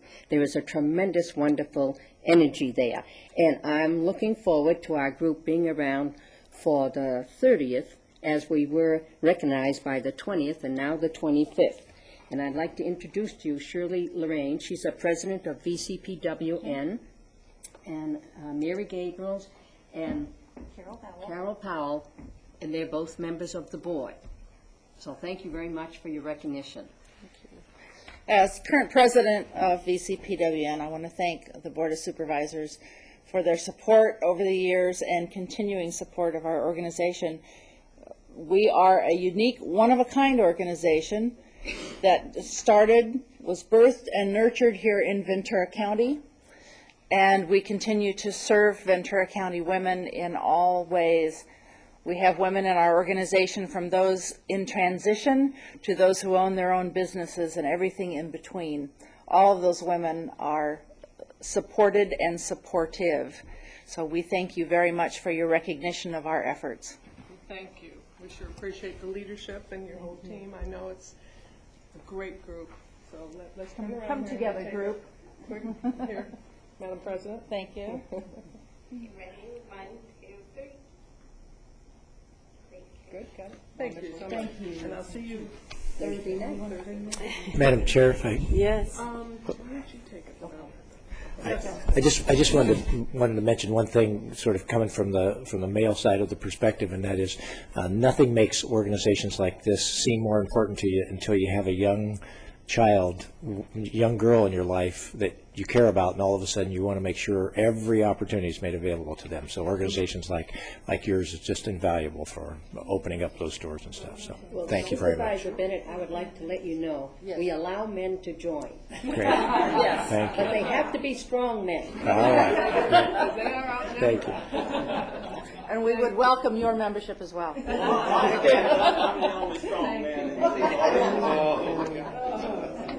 All right. Thank you for bringing that forward, Supervisor Long. Our next item on our agenda we have 3 second hearings, and these are adoptions of ordinances. First is adoption of a memo of agreement, and that's item 33. Mr. Nicole. Thank you, Madam Chairman, members of the board. John Nicole from Labor Relations Office and the CEO. This is the second hearing and reading of and adoption of the Memorandum of Agreement for 2006-2007 for the Criminal Justice Attorneys Association of Ventura County. It is a one-year agreement. It calls for increases in salaries and benefits totaling approximately 3.75%. There is no material impact on the retirement system since the actuarial assumptions were actually in excess of that. The individual items you're familiar with, this was presented. I'm sorry, I missed what you said, because the actuarial assumptions are what? The actuarial assumptions in the retirement system had already taken into account this level of increase. They are already taken into account. Yes, Thank ma'am. you. This item came before you on April 24th. It has taken us some time to get to you because, as you know, we had some provisions that we had to address related to our program of allowing tuition reimbursement for new attorneys paying off student loans. We were able to find an effective way to do that as part of the settlement. Great. Thank you for bringing this forward, and we have been briefed on this as we went through the process of negotiating this one. Supervisor Long? Move the recommended action. We have a motion and a second, and seeing no objection, then that passes. Thank you for your report. Thank you. The next item then is the second hearing on item 34, the ordinance regarding term limits for members of the Board of Supervisors. We heard this and approved it 4-0, as I recall, and we are here to go ahead and do the adoption of the ordinance. So do we have a motion, or I'll go ahead and open up the public hearing. I don't have any cards on this. Okay. Yes. We have a motion and a second. Seeing no objections, then that will be able to put this on the ballot and let the voters determine whether they'd like to see the term limits. And this applies specifically to supervisors. Our next item is item 35. This is also a second hearing on the adoption of an ordinance, and this is regarding our Ventura County Campaign Finance Ordinance. And I do have one card from Carol Dean Williams, so we go ahead and hear that first before we have a motion. You have 44 seconds. That was 45. Go for it. Thank you. Carol Dean Williams, 61-year resident. This is an example where Supervisor Michaels voted against it before she voted for it. Supervisor Flynn voted against it before he voted for it. So that makes John Kerry sound a little bit better. And this is an example of, of why we should be alert as citizens. The concept might be good, but the practicality and the implementation of this, and you can verify that with Dale here, I have been on top of this, and it's an utter failure.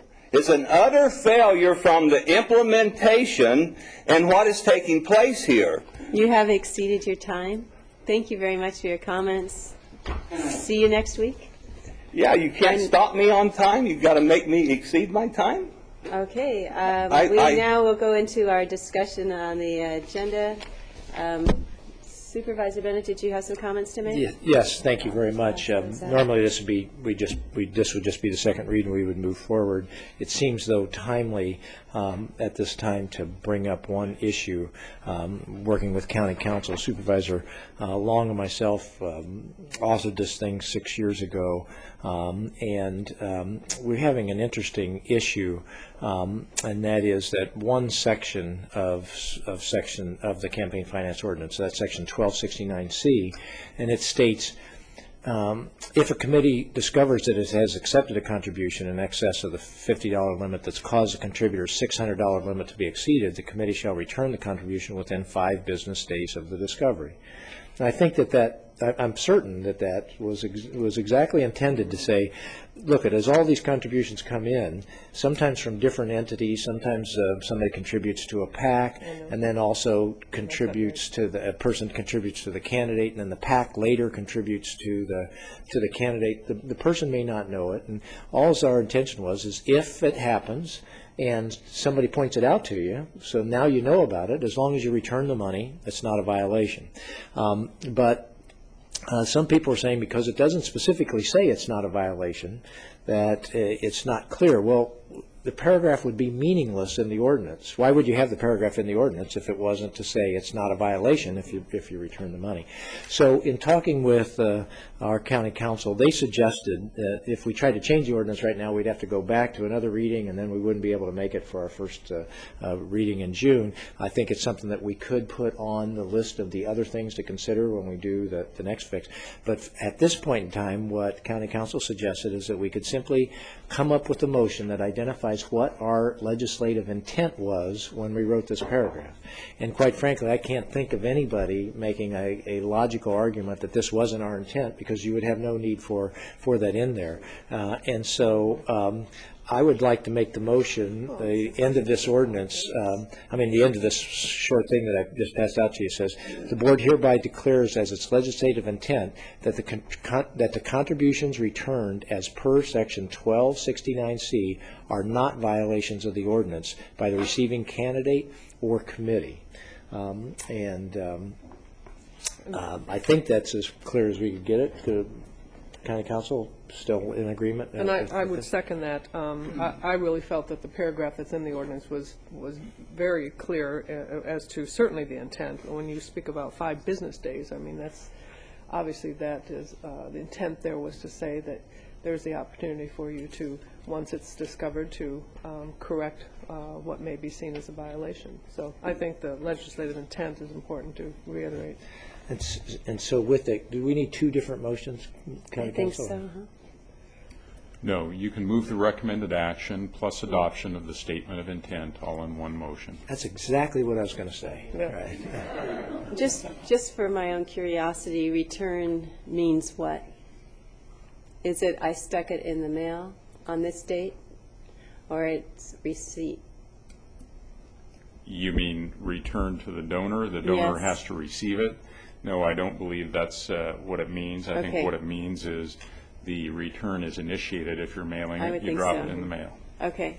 And it is interesting how things can get interpreted differently, and I'm glad that you brought this up. I think there are some other things that the commission has interpreted a little differently than the intent of the ordinance. So this is one that we have fixed. And I could just point out that, this is just the nature when you do these things. At first, virtually every legal document takes a little bit of time for it to get interpreted and for everybody to understand what you mean. I just want to say thank you for the work of straightening this out. It's helpful. Mm-hmm. I may have erred when I said it was a 4-0 vote. Was it a 3-2 vote? Yeah. The ordinance that we're voting for, second here, I think it was a 3-2. I did say 4-0. Okay. That was a different one I was thinking of. Okay, so we do have the second hearing, and do we have a motion to adopt with the amendment as recommended by Supervisor We do Bennett? have a motion, and Supervisor Long already seconded. Thank you. Yeah. Good. I just wondered if you had one. Would you? Incorporated Okay. both this and And you incorporated that into it. Okay. Okay, we have at least 3 votes. Do you support it also? No. Okay. Okay. So that will pass on a 3-1-0 because we don't have Supervisor Flynn here. All right. So that concludes the items on our 9:30 time certain, and we can now move on to our 10 a.m. time certain items. And the first one is item 36, and this is a public hearing on our fire hazard reduction program. And I see. Good morning. Good morning, Madam Chair, Parks, members of the board, Mr. Johnson. Larry Williams with the Fire Protection District. I'm here before your board today to request your approval of the 2007 Fire Hazard Reduction Program. The Fire District would like to thank the board for your continued support of this valuable program that benefits not only the citizens of our county, but the firefighters who respond to the wildland fire incidents. This program has repeatedly been identified as helping to save homes and lives within our county. We'd also like to take this opportunity to acknowledge and thank the citizens of the county for their support of this program. Currently, with over 14,000 notices sent each year, we're seeing a approximately 99.7% compliance rate for people clearing their lots. With that, again, we thank you and available for any questions you may have. Are there any questions on this? Supervisor Foy? Just for clarification, you're going to ask for an increase in the fee to do this? Is that what it is? We're currently reviewing the administrative fee, and I believe that is will be going forward in the next fee schedule adoption. Next fee schedule, okay, so do that. So, and it sounded like you said 99 points, whatever percent, or 97%. It sounds like most people comply with. Correct, 99.7. 99.7. Just short of 100%. That's great. So I heard it was like 15 people or something you had to go out and do work or contract work with. Actually, last year was 45. We based it on a 4-year average of 36 parcels out of over 14,000. Oh, is that what it was? Okay, great. Okay, thank you. And that answers my question. I was going to ask the 36 parcels. That's your average that don't comply out of the thousands that do. Correct. Okay. Do we have a motion? Thank you. Motion is second. Seeing no objection, that passes. Thank you for sticking around for this. Our next item is 37, and this is the third public hearing on the consolidated annual plan, and this came with a little good news, didn't it? Good morning, Madam Chair. Christy Madden with the County Executive Office. It has come to my attention that the attachments to your board letter were inadvertently eliminated or omitted from your packets in your agenda. In light of this important information contained in that, I'd like to recommend that we continue this hearing for 1 week. That will still give us time to get our annual plan submitted to HUD. It needs to be at their office by May 17th. So if we consider this hearing on the 15th, we will have 2 days. I really appreciate that. Yeah. I did notice that it wasn't in here, and it's there's an additional 90,000 or so funds available. Is that right? And that's correct. And staff is recommending where it should be applied, and I just want to see what the other choices I do were. think it's important that your board has an opportunity. Thank you. So we'll go ahead. Do I have a motion to continue this till next week? Motion and a second. Thank you. Very good suggestion. Item now 38 is a recommendation of Supervisor Foy regarding a letter of support for Senate Bill 153.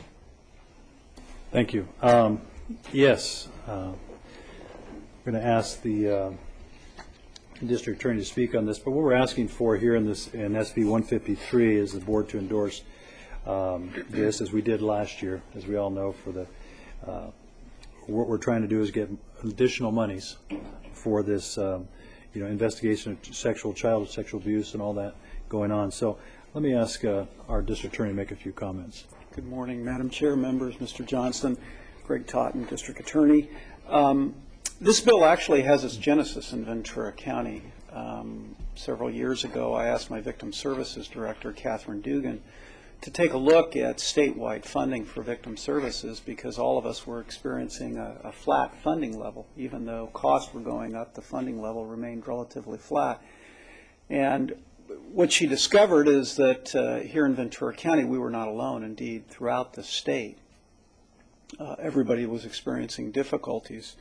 And our funding schemes comes from part of our funding scheme comes from the state penalty assessment in the penal code. And that penalty assessment generates about $165 million statewide annually.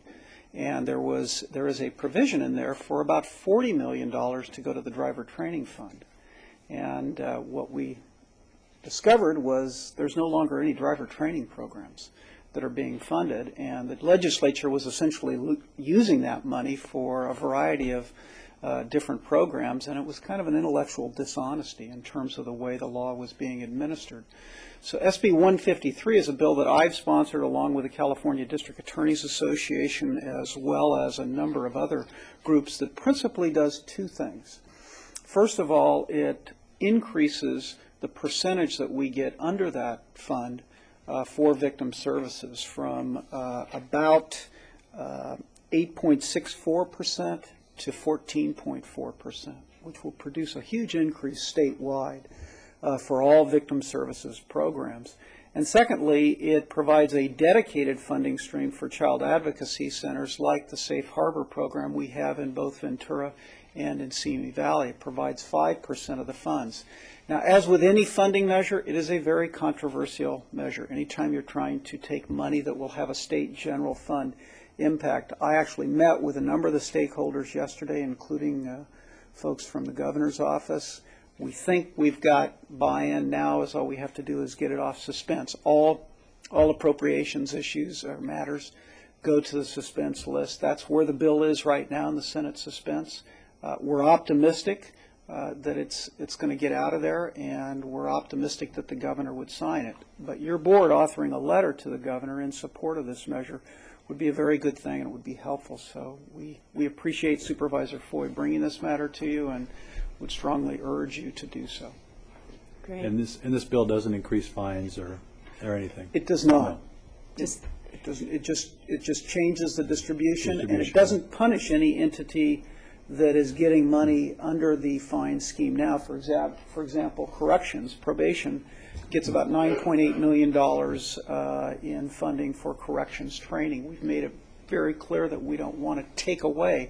What we're doing is impacting the state's general fund where the money was going before. Right. Great. Okay. Well, then I'd ask the board to move that we would all sign this letter and to the governor. Thank you. Great. Well, I'm glad that we all get to sign it too. I think that's good. It really makes a statement. So thank you for bringing this forward, and it will be nice if we can get that revenue stream, constant revenue stream, as well as the additional funds. Thank you. So we have a motion second, and seeing no objections, then that passes. And then we'll go on to our next item, which I guess is our closed session. Is that right? Okay. Turn the page. Oh, that's right. We came across this early this morning, and there was no staff. So item 51 is the approval of Juvenile Justice Crime Prevention Act application. Good morning. Good morning. Madam Chair, board members, Mr. Johnston.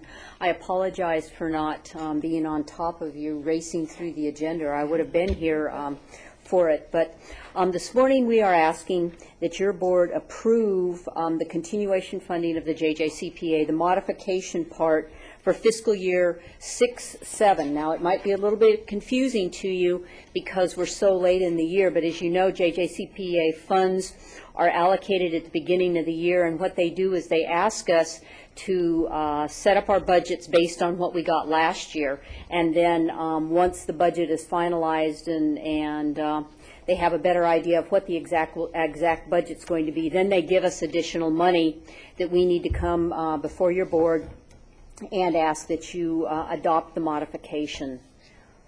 Thank you. So if do you have any questions about the modification? I think you've probably read the letter and know that it's for our juvenile drug court, which we, as you heard Judge Coleman this morning, speak very highly of, and we also support. So, great. Do we have a motion on this one? Second. We have a motion and a second. Thank you. Thank you very much. We were rushing this morning, so I'm glad you were able to come back. That's approved, item 51, and now we'll do 52, which is the redevelopment agency. Good morning, Madam Chair, members of the board. I, too, spilled coffee all over myself at about 8:45 this morning. Before you is a request to apply for a loan from USDA from United States Department of Agriculture to construct storm drain improvements in the Piru community. Construction of this line should alleviate flooding that occurs along North Main Street during periods of heavy rain. The USDA loan will be for $750,000 with a fixed interest rate of 4.125%. The loan will be evidenced by issuance and sale of a tax allocation bond. Repayment will be made with tax increments from the redevelopment project area. The board is also being asked to accept the county's 15-year debt service policy to allow loan repayments to be made over a 30-year period. Annual repayments are calculated at $44,000. USDA has already informed us that the agency is approved for the loan. And following today's recommended actions, staff will sign an agreement with bond counsel to begin proceedings. We hope to go out to construction in fall of this year. And if there are any questions, I'd be happy to answer them. Questions? I don't have any questions. I'd just like to point out that the staff is making a request to go to a 30-year loan schedule instead of a 15-year loan schedule. We may be making the same kind of request with the Oakview Park and Resource Center for the same kind of reasons. Just wanted to give the board a heads up to that. Can I ask on that reason? The reason that we're asking to go beyond that, the redevelopment agency has a 20-year plan of which it has, the plan will end in 2015.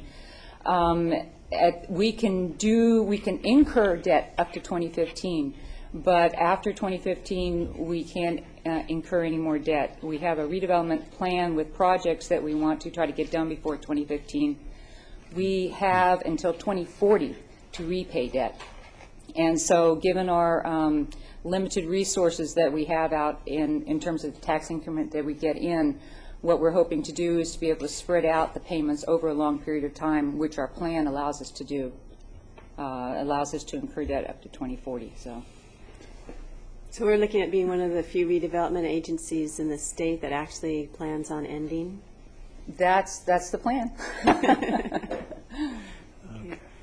And, you know, it would be good at a later time to get a list of those exemptions that we've given to the 15-year policy, just so we get an idea of where we stand. Okay. Madam Chair? Yes. And also, you know, the profile on Piru, it's a very, very low-income community. And although there is some growth potential planned, it just needs to have this kind of time to really pay for these kind of infrastructure needs to improve the community. So, I think if you just put that picture up on the screen of what it looked like when it flooded, was it in '05? Yeah. You know, that just says it all. Yeah. That it's definitely needed, and it's a definitely good use of I would like funds. to move the recommended action. We have a motion. And a second. Thank you. Seeing no objections, that passes. Thank you for coming. Thank you for your work on it. Thank you. Sorry about the coffee being spilled. Okay, then the next item that we have on our agenda is item 53. Hi, good morning. Members of the board, Mr. Johnson, Madam Chair, Don Hanson from the Treasurer's Office. The item we have before you is for the local school districts. We have 10 school districts that want to participate in the trans borrowing program directly without our advice. And the proceeds will be deposited in the county treasury and prudently invested by the other Mr. Hanson. I'm here to answer any questions. This is our standard. This is standard procedure that happens every year with us, right? With the exception that this California School Cash Reserve Program is going to handle the role that we have previously handled in the process. So, good. Thank you. Move the recommended action. We have a motion and a second, and seeing no objection, that also passes. Thank you. I know that we have some closed session items. We also have a 11 a.m. Air Pollution Control Board meeting. So do you think we can go back into closed session for a little bit and come back at 11 for that? And then we'll probably go back into closed session and adjourn from there. Do you anticipate an announcement from closed session? No. Thank you. All right, and then we'll stand adjourned from there. Thank you. Pardon me? Oh, I take it all back. We won't stand adjourned from that closed session. We'll stand adjourned from our 1:30, but the 1:30 is, that's right, the SOMAS issue. So we'll be back here for that. Thank you.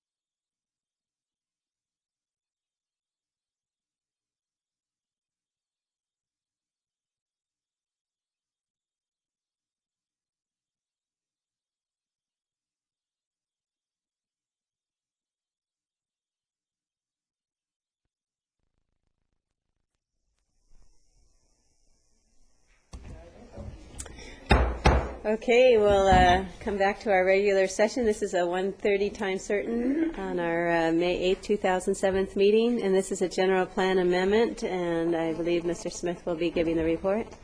Actually, Mr. Hawkins of the Planning Division will be giving a short report.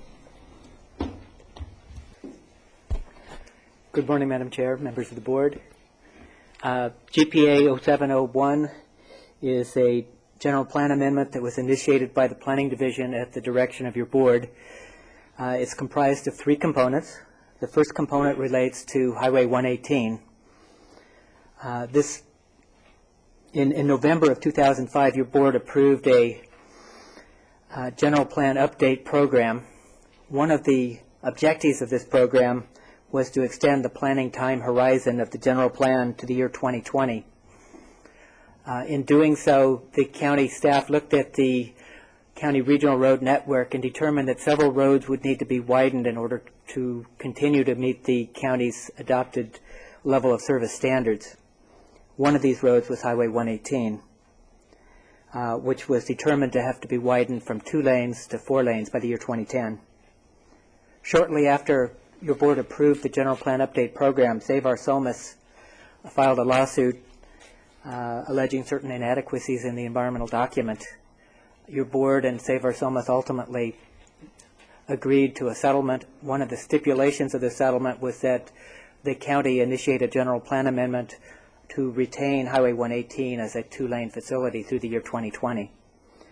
In order to do so, your board must amend the level of service standard for Highway 118 from level of service D to level of service E. As your board knows, level of service standards are graded from A to F, with A meaning free flow traffic conditions and F meaning very congested conditions with long delays. The effects of this change are described in the Planning Commission staff report. Primarily, they include increased congestion on the segment of Highway 118. The one segment that we're referring to extends from Highway 34 in Somas to Santa Clara Avenue, about 7 miles to the west. Along with increased congestion, the secondary results would increase air pollutants from idling vehicles, decrease fuel efficiency, and result in delays in the transportation of goods and services. On the other hand, not widening the segment of Highway 118 would result in a number of benefits that are described in Exhibit 12, which is a statement of overriding considerations proposed for your board.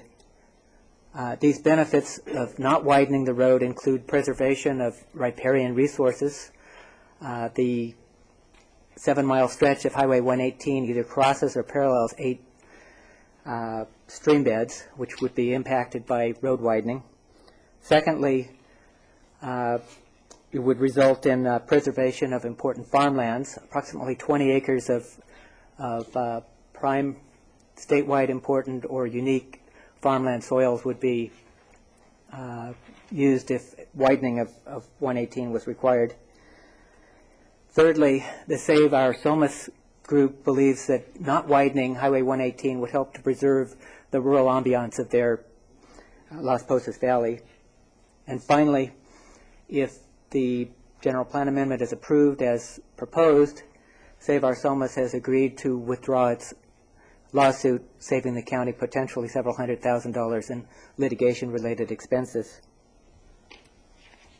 The second component of this general plan amendment relates to the county transportation vision, which your board adopted in January of 2006. This vision calls for a more integrated county transportation policy and is described more fully in Exhibit 9. The transportation vision emphasizes alternative transportation modes, including bicycles, rail lines, and buses, in order to improve mobility, reduce congestion, and to decrease reliance on single occupancy vehicles. The third component of this general plan amendment is essentially a cleanup amendment or a series of cleanup amendments related to the general plan update program approved by your board in 2005. These are minor technical corrections that are described more fully in your staff report, and would require changes to the goals, policies, and programs document, the public services and facilities appendix, the land use appendix, and the hazards appendix, as described in Exhibits 4, 7, and 14 in your board packet. This general plan amendment relies upon the subsequent environmental impact report that was prepared for the general plan update program in 2005, which is Exhibit 10. And in addition, a EIR addendum was prepared specifically for this general plan amendment, which is Exhibit 11 in your packet. Draft CEQA findings have been prepared for your consideration, including a statement of overriding considerations in support of the proposed action, is Exhibit 12. We have received one letter regarding this item from Ginger Girardi of the Ventura County Transportation Commission. Ms. Girardi is requesting that your board delay action on Highway 118 in order to allow the VCTC and the affected cities to discuss the regional implications of this action. Ms. Girardi has not indicated how long of a delay it would be necessary for this to occur, but we noted in the board transmittal that all 10 cities were notified of this matter in February, and none to date have expressed any concern regarding this proposed action. The Planning Commission held a hearing on this matter on March 29, 2007, and unanimously recommended approval of this general plan amendment. Butch Britt and Nazir Lalani are here if there are technical questions regarding to the Highway 118 component, and this concludes the staff presentation unless there are further questions. I would just wonder, the letter from Ginger Girardi was to me, is that correct, to the chair of the board? That's correct, and it's attached. Okay, 'cause I did have a conversation with her, and she decided to decline having the VCTC review it prior to the board. Oh. Just some more information. Do we have any questions, or I can go right to the public comments? Your report's complete, correct? Thank you. Madam Chair? Yes, Supervisor Long? I'd like to ask Mr. Britt some questions. And this is more for clarification, I think, for the public and for the public record. And I appreciate in the report to us that you have given us some responses to the letter that Mrs. Girardi sent over to us from the VCTC perspective, or at least from Ms. Girardi's perspective. The board's action on the general plan update program was specific to the section of Highway 118 from Somas to Santa Clara. That is correct, yes, ma'am. And the section from Moore Park to Somas stays as is, has not been impacted by this. That is correct, ma'am. Okay. And this may be more a county council question, but in your replies to the Ginger, Ms. Girardi's letter, we were challenged in that letter, I think, with some issues regarding the deficiency, what the action of the board creating a deficiency plan. And your comments to us are saying that that is not exactly correct in a deficiency plan for our congestion management plan. That is correct. She somewhat mischaracterized the provisions of the law, and she forgot to include the exemptions that are mandated by law to be considered once you evaluate an intersection or a road segment in terms of the congestion management program. Okay.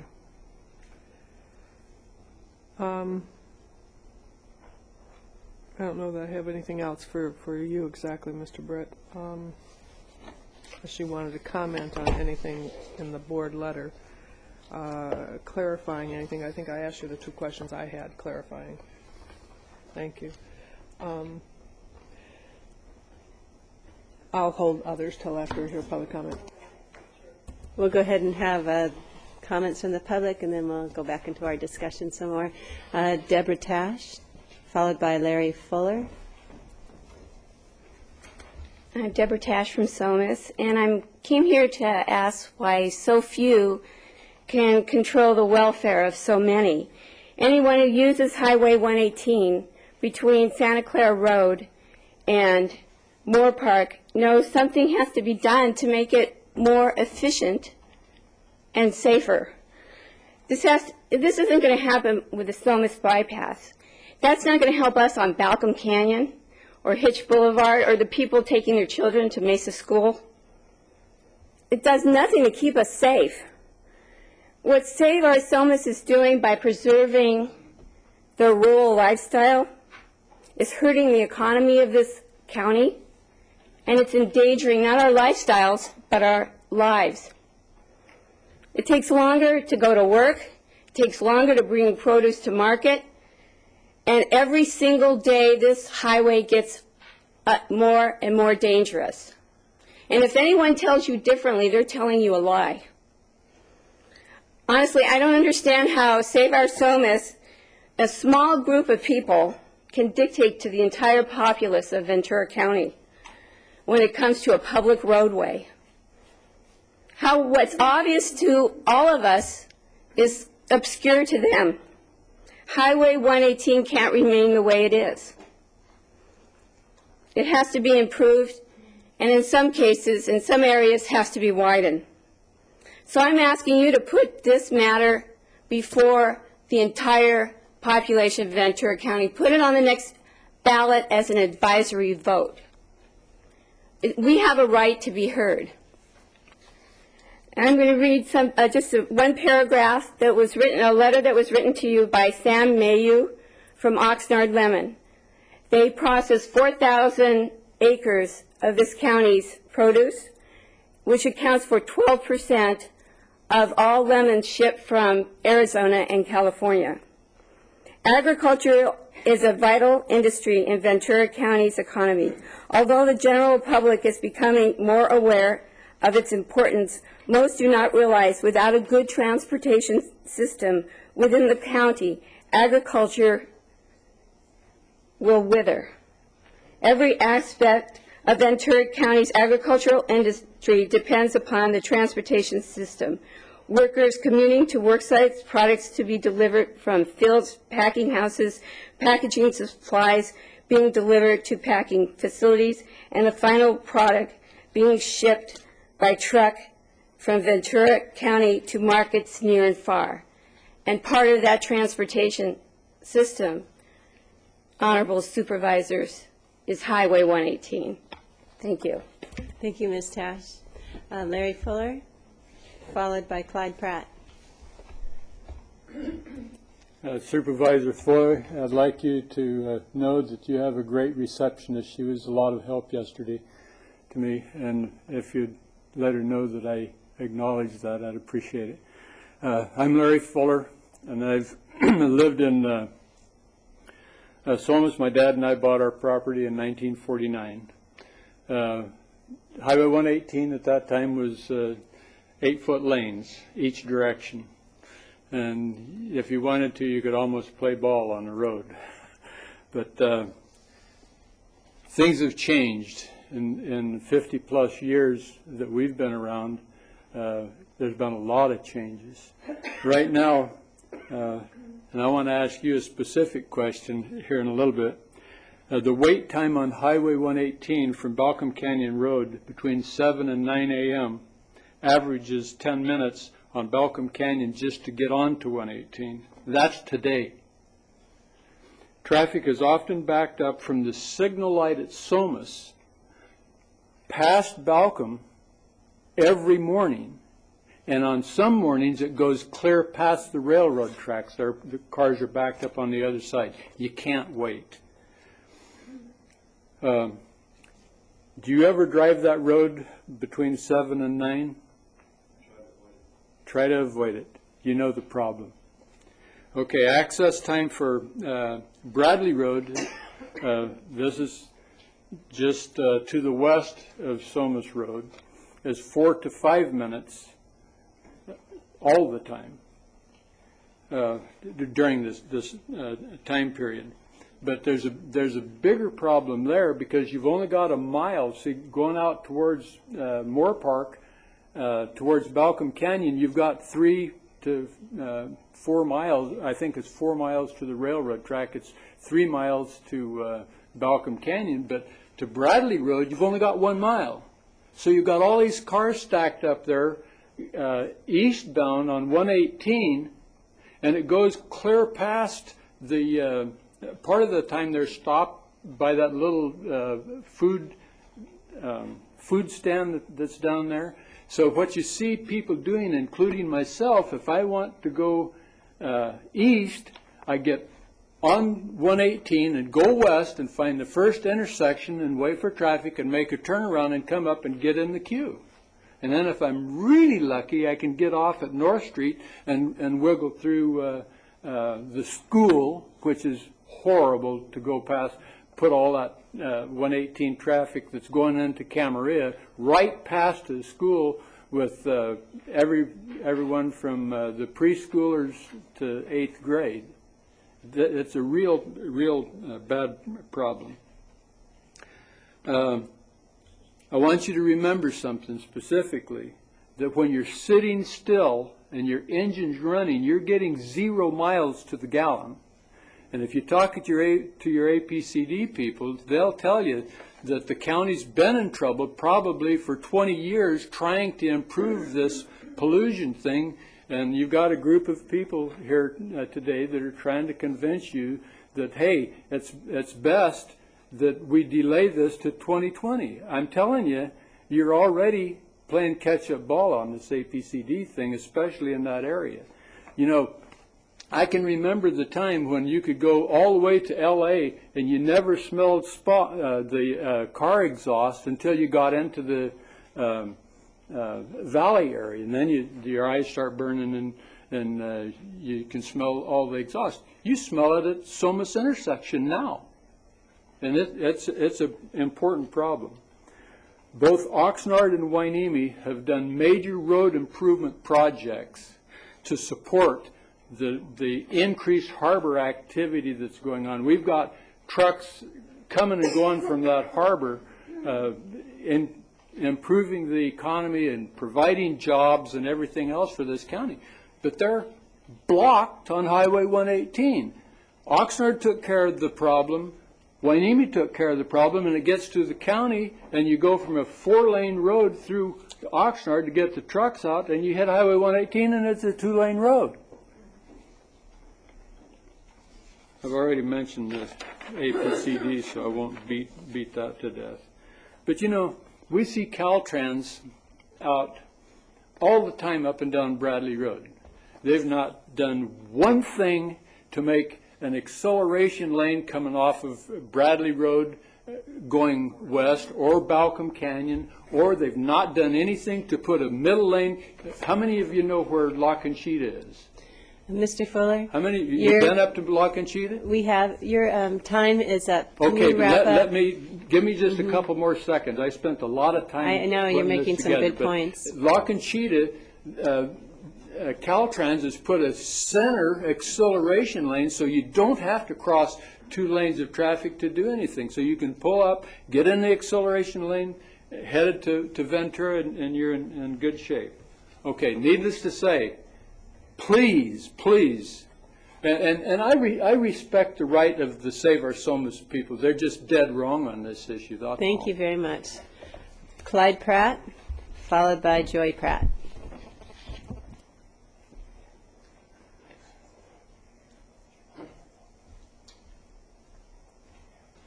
Good afternoon, everyone. Council, board, and planning. It's my distinct pleasure to be before you today. It's a little bit of a juxtaposition from our normal position. But we're here, of course, to urge that this GPA be enacted, and our judgment is not one that was based on a small group of people.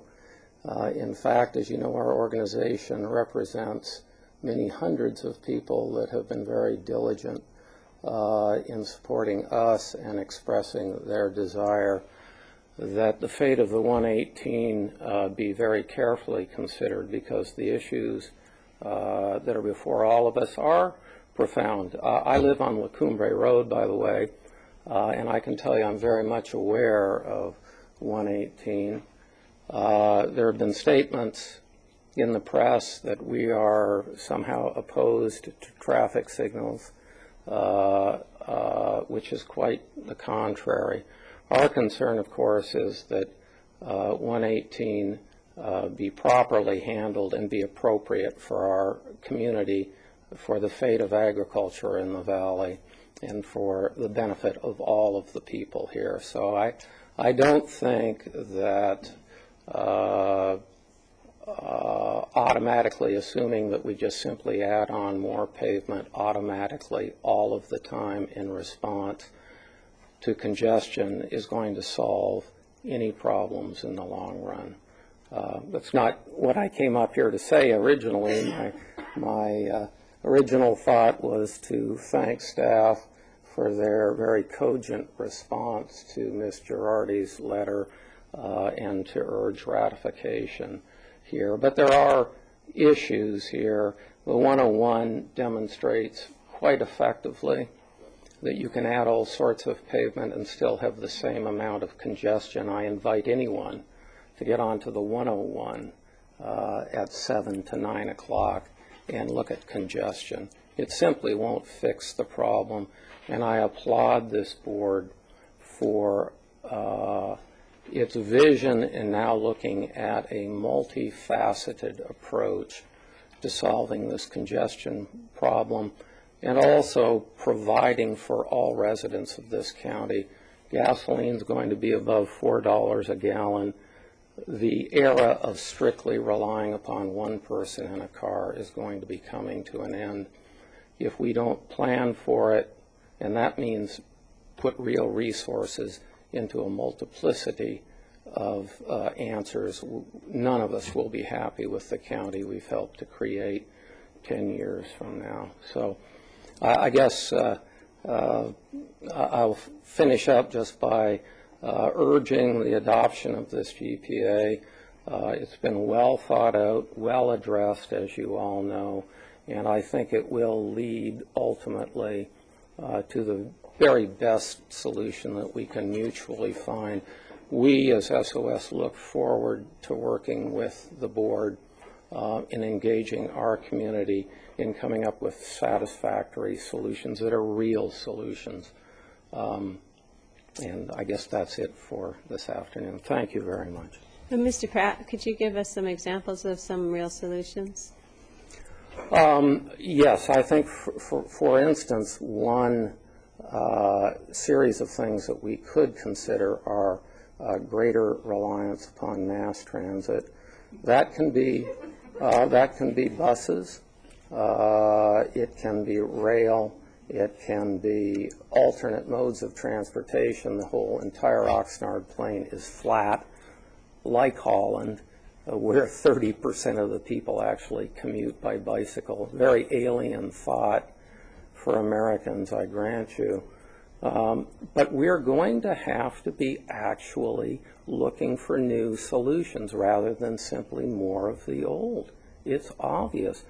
There's not a person in this room that wants Ventura County to look like Canoga Park or LA. Not a single person. But if our response every time is just build more roads, that's exactly what we'll get. Thank you. So thanks very much. We have Joy Pratt, followed by John Kirkhoff, and then our last speaker, Barbara Kirkhoff. Good afternoon. Good afternoon. My name's Joy Pratt, and I live in Somas on La Cumbre Road.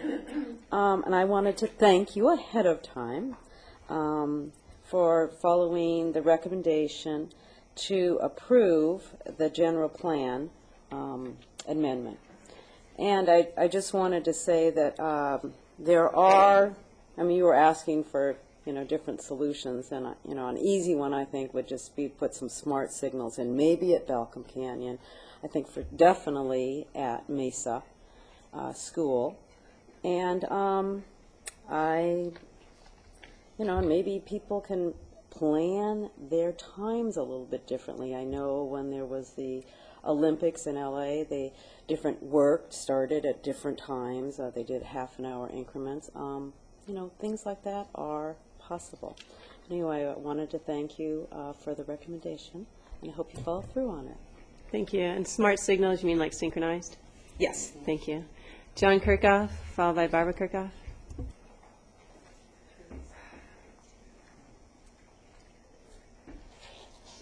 Good afternoon, Board. Thank you for allowing us to speak. I want to respond to the term tell a lie. We get a lot of bad things said about us in the press and such, and it's misunderstood. Most people think that 4 lanes will make it safer, and they will proudly say that. Make it wider, it'll be safer. Here is a study just completed with 10 years of SWITRs, that's a CHP accident rate details, and Caltrans traffic data. Very briefly, I'll give you copies of this. 118 versus 126. I chose 13 miles of both roads in rural area to compare. The annual average daily traffic was equivalent, 17,000 versus 19,000. But the number of deaths, the 4-lane 126 had 28. We had 21 on 118 over the same 13-mile period for 10 years. We did have more accidents, but that's to be expected with what we go through. The number of injuries, there's more injuries per 100 accidents on the 126. There's more deaths, of course, I already said that. In fact, the deaths per 100 accidents is 3 times higher on the 4-lane 126 than it is on 2-lane 118. And the typical thing of studying is deaths per million miles. Doesn't mean much to you, but the number is 0.34 for 118, 0.40, a higher number for 126. So the bottom line is 4 lanes do not necessarily make a safer road. The reason we have more deaths, in my opinion, 126 has more deaths, is that they have higher speeds. 4 lanes encourage higher speeds. And I've been an engineer, I know higher speeds need more energy, more deaths, more injuries. There's more accidents on the 118 because we have 4 times signalized intersections than the 126 we compared. And we have twice the number of paved intersections. Anytime you have cars intersections, and when you have 4 lanes, you're going to have more traffic lights. Cars slow down, we have rear-end collisions. So you asked for suggestions. Way back, I don't know, it seemed like 10 years ago, with Caltrans, we came up with a straight-through intersection for the 118-34. You may not remember, you may not have been around, but that was the only project in all of Ventura County that was fully financed. They had over $1 million set aside for that project for the county side. DCC canceled it, and yet we could have solved a lot of the congestion problems right then. And I don't think we're dead wrong. I think if you make 4 lanes and make people faster, you're going to have more development, more congestion. Just going to be 4 lanes of it instead of 2 lanes. I think we got to go different routes like you are starting to go, mass transit and things of that nature.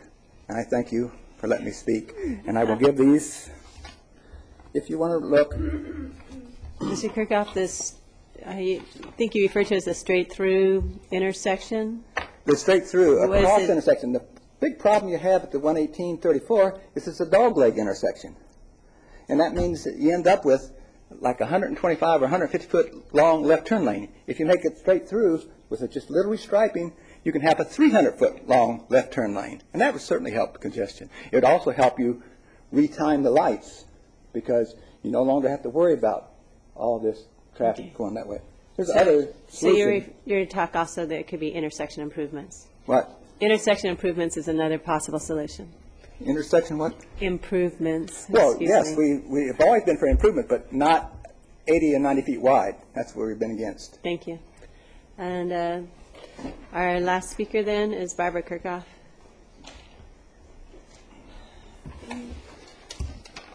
Good afternoon, Honorable Board. My name is Barbara Kirchhoff. I live on Lacumber Road in Somas, and I've stood before you many times before. I will try not to overstate or repeat myself, but some of you weren't here when I have stood before. First of all, for once and perhaps for all, I would like to dispel the notion quaintly but untruthfully put forward by Ms. Tash when she refers to just a few trying to control the fate of the many. Save Our Somas is a 501c3 supported by a huge number of the community. I have a petition that was presented to this board and to Caltrans in 1999, published in the Star. It bears over 800 signatures. I will give it to you again. It is not just the few trying to control the fate of the many. And I hope you will please believe me, because that was a popular refrain of Supervisor Michaels and has been continued by people who have continued the same thing. I support and thank planning and staff for their recommendation today, and I hope you will see your way clear to signing on and passing it. But there is one more thing I would like to say, that we have never, ever been opposed to intersection improvements or other ways and means by which to free the congestion and implement safety features on the 118. That is something that our group, more than any other group, has worked toward, including hiring expert traffic engineers from outside of our area so they weren't tainted with the local group brush. These things have been filed, presented to the board. They should be in Supervisor Foy's office unless Supervisor Michaels ditched them. But in any event, we have worked very hard to implement measures that will help to alleviate congestion. I'm hopeful with a new supervisor for our district that Supervisor Foy will not anoint himself with the mantra of being king of Caltrans, as Supervisor Michaels was called the queen by local press. And I hope Supervisor Foy will use the auspices of his good talents and offices toward perhaps getting the parties together so that the community can be involved in dialoguing, in resolving the problems. But please, above all, know that we are absolutely not opposed to alleviating and improvements. And as Mr. Kirchhoff pointed out, if VCTC had years ago used the funds that it had available to straighten out the dogleg so that the 34, when it came into the 118, went over into Donlan and straightened out the intersection, rephased the lights, made a different, wider left-turning lanes, I think that the problem could have been solved many years ago. And while I don't like to take swipes at absent friends, I have to say for the record that had maybe Supervisor Foy been sitting in that chair years ago, perhaps we wouldn't have the problem now. But I do lay much of the blame for the situation not having been resolved to the past supervisor. And I've said it to her face, so I'm not talking behind her back. But Supervisor Foy, I welcome your involvement and our being able to come in and dialogue with you and talk with you, and not just me, not just my group, but Ms. Tash and the people who are here today. Because Save Our Somas has certainly been on record in writing for putting in a light at Balcom Canyon. It's a horrible situation down there. But as I understand it, the reason for the lights not having been put is a matter of warrants and has nothing to do with Save Our Somas. But I hope when you do invite people in to talk, that you will invite all of us so that the community isn't polarized. Polarized was encouraged by the last supervisor. And right here, right now, I'm hoping that that polarization can end so that everybody can come in. There has to be a meeting of the minds, and if people talk, and dialogue intelligently, without rancor. I'm confident it can be solved. Thank you for your time. Thank you, Ms. And I do urge adoption. And this, motion. Oh my God. This does complete our comments, public comments, and we'll go now back to the board. Did staff have anything they wanted to add? No. Okay, so we're to board discussion. The general plan had this area as 2 lanes for up until, I guess, we approved, or the board approved last year, changing it from 2 to 4 lanes. So that was a change, and now we're looking at going back to 2. I have a question, if I might, for staff, for Mr. Britt. In hearing some of the public comment, it generated some questions. And I guess my question to you is, because I think there has been some misunderstanding as to who is the lead authority in the sense of not the point in looking at environmental review and reports, not on our general plan, but on the highway itself. VCTC's role, and I don't recall 10 years ago this plan, but this straight-through plan, and we don't need to rehash that history, but you're the historian, Mr. Britt, so if you could just, I think for Highway 118 is a state route, and the state has the jurisdiction, the authority, and the responsibility for any changes made on that route.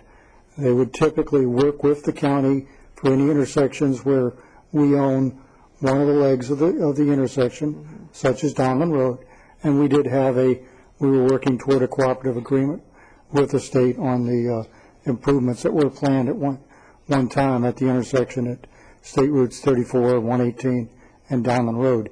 It did include relocating Donlin Road, or that leg of it.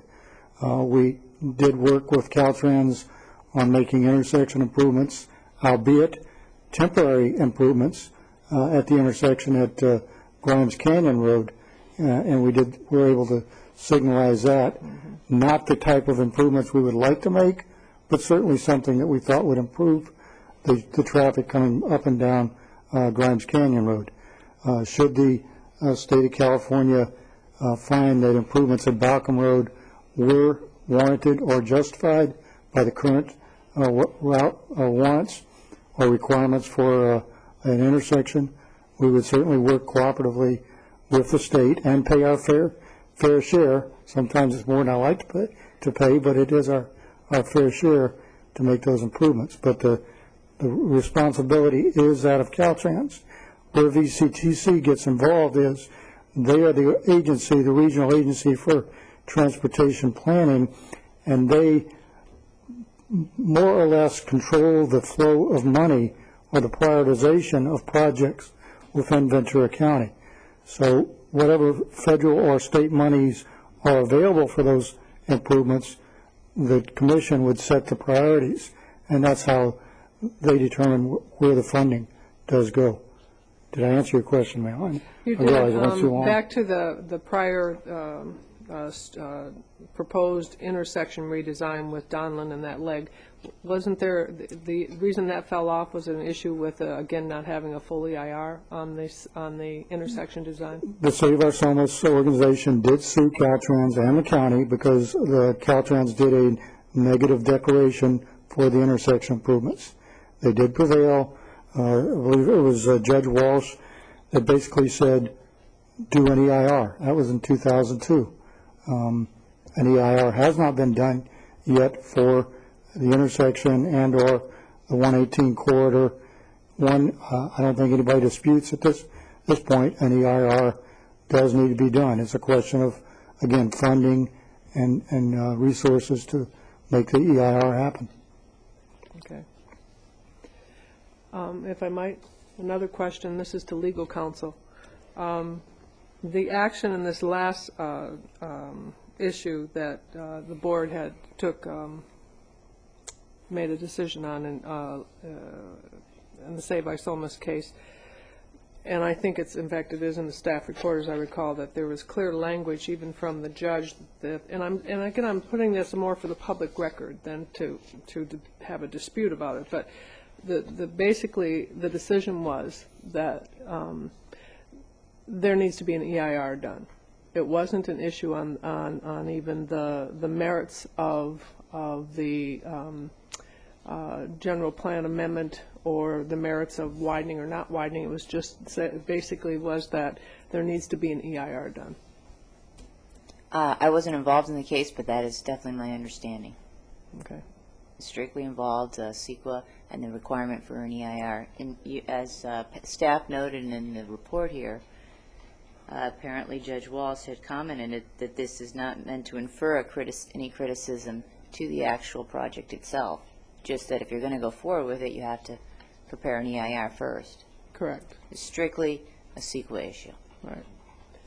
So if the board were to say on this general plan amendment that we don't support what's before us today, we'd be back in litigation, and at the end of the day, you still get back to the question of an EIR is what seems to rest with the court as to being the solution for the merits of what's needed on that roadway.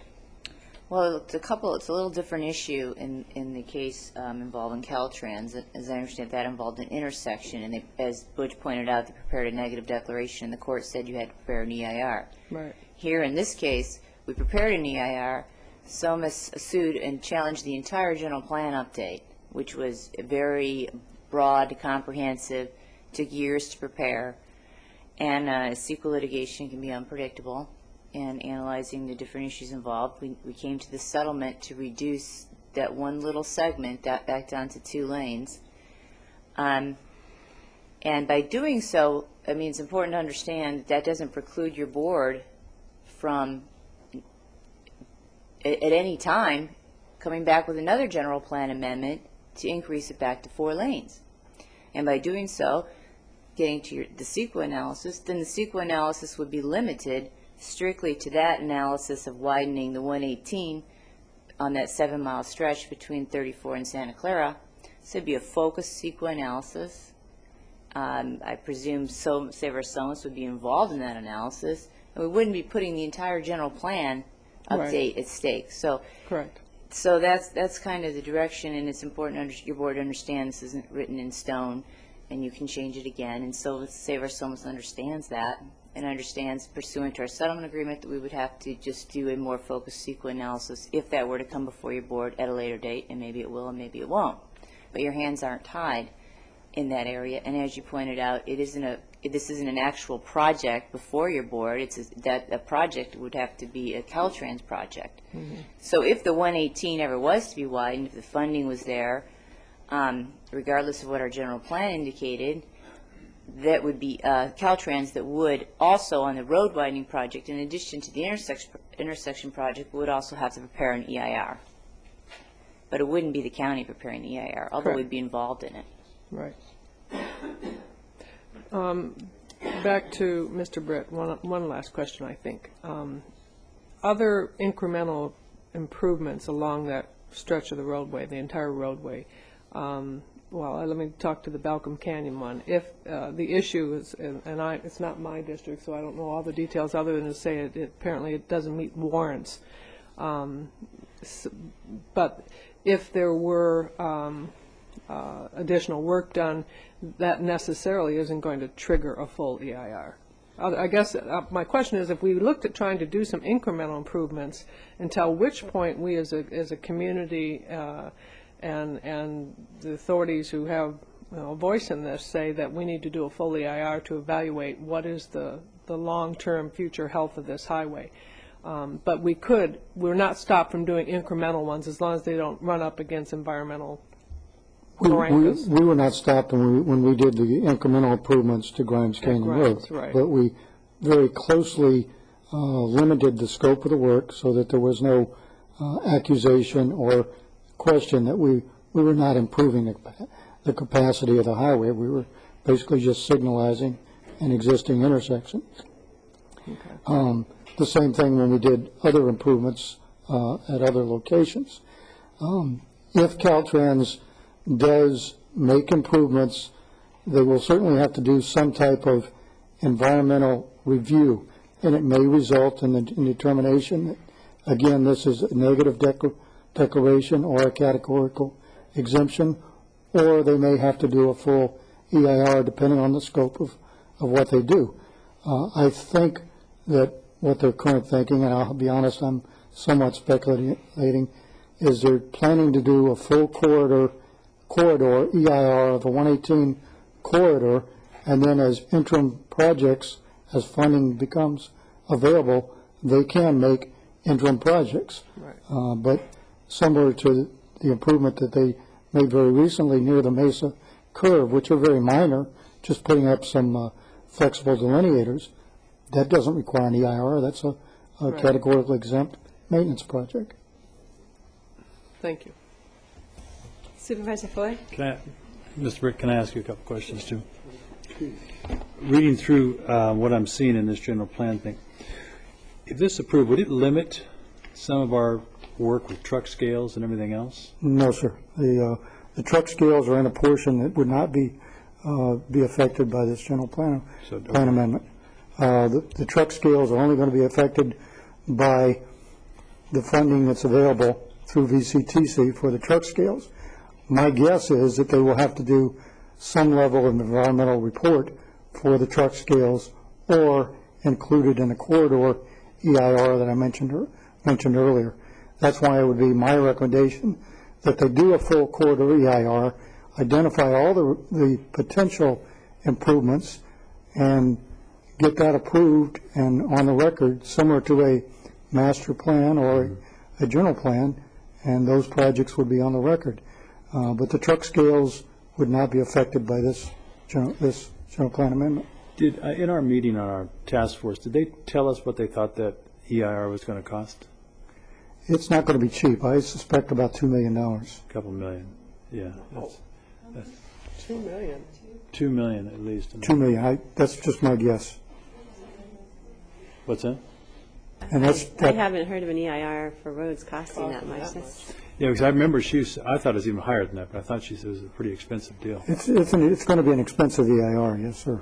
Yeah, so it's going to, with that kind of cost, it could be some time before anything. Well, they're trying to get, as I understand it, they're trying to get legislation to fund the cost of the EIR. Right.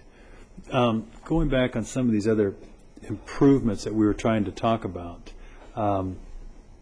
lights at some of the different locations and everything else. We did hear, though, that some of those caused some other traffic issues, right? As you remember, also in our yes, sir. When we had those meetings, those were some of the issues brought up. Realignment of Hitch Boulevard, for example, would be a longer-term improvement than what we ended up doing at Grimes Canyon, so that you can move Hitch Boulevard over to realign with Grimes Canyon. Realignment of Donlin Road would be a longer-term improvement, so it would realign with 34. At Mesa School, one of the long-term improvements was to realign Mesa School Road to intersect with the other road, and I'll be honest, I can't remember the name of it today, so that you could meet the warrants for a signal and have a better functioning intersection near Mesa School. Those are all, and taking some of the tightness out of that curve by reducing that curvature at the double S curve there at the Mesa School. Those are all interim improvements that could be programmed and scheduled if the funding is available and if the appropriate environmental and other planning requirements are done. But it will not be a short-term solution. We're not going to solve the traffic issue that way. You're not going to improve the capacity that way. You should be able to improve the safety. Safety. Okay. Thank you. Yes, sir. Thank you for your questions, Supervisor Foy. It's good to know that the truck scales are a separate entity and you can still go forward with those. I had heard otherwise. Did you have any questions or a motion? One of the things I'd like to have the board consideration is to have a response letter to Mr. Girardi's letter put together, because I think that as has in the staff report, VCTC has a significant lead position on what happens in this corridor. So I would like to have that body hear some of what has been put together by staff and reply to the points that were raised as part of our action today. And the other thing, you know, I don't know if the board is ready at this time, or if there needs to be more discussion about our position on having a full EIR done for the corridor. I think the challenges we've struggled with in this corridor for all the years has been whether you can do segments of things or piecemeal things, or if you always run into the issues of cumulative impacts and growth inducement and all of those things that have legitimate concerns and need to be addressed. So rather than trying to struggle with this in the interest of really looking at some safety concerns, that our position should be that there needs to be a full EIR done for the entire corridor, and to support VCTC going after funding to get that accomplished. But I don't know if that's the discussion needs to have more discussion on that point. I think we need to, because any way you look at it, you're looking at years down the road anyway. And I know the new supervisor will be doing everything he can in the interim with whatever steps we can do that don't trigger other environmental issues. But that's my comments. Supervisor Bennett? Yeah, I'll take a stab at, excuse me, pardon my cold. I'm just trying to look at this from what's the good government action for us to take at this point in time. So these are the things that are in my mind.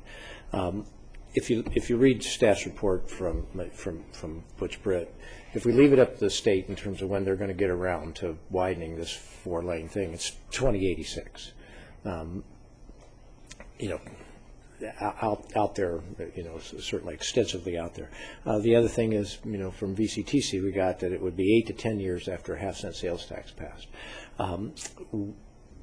If we take the staff's recommended action today, you still have the 4-laning of 118 from Moore Park all the way to 34. That's a significant endeavor right there that will take a significant amount of time, energy, and resources.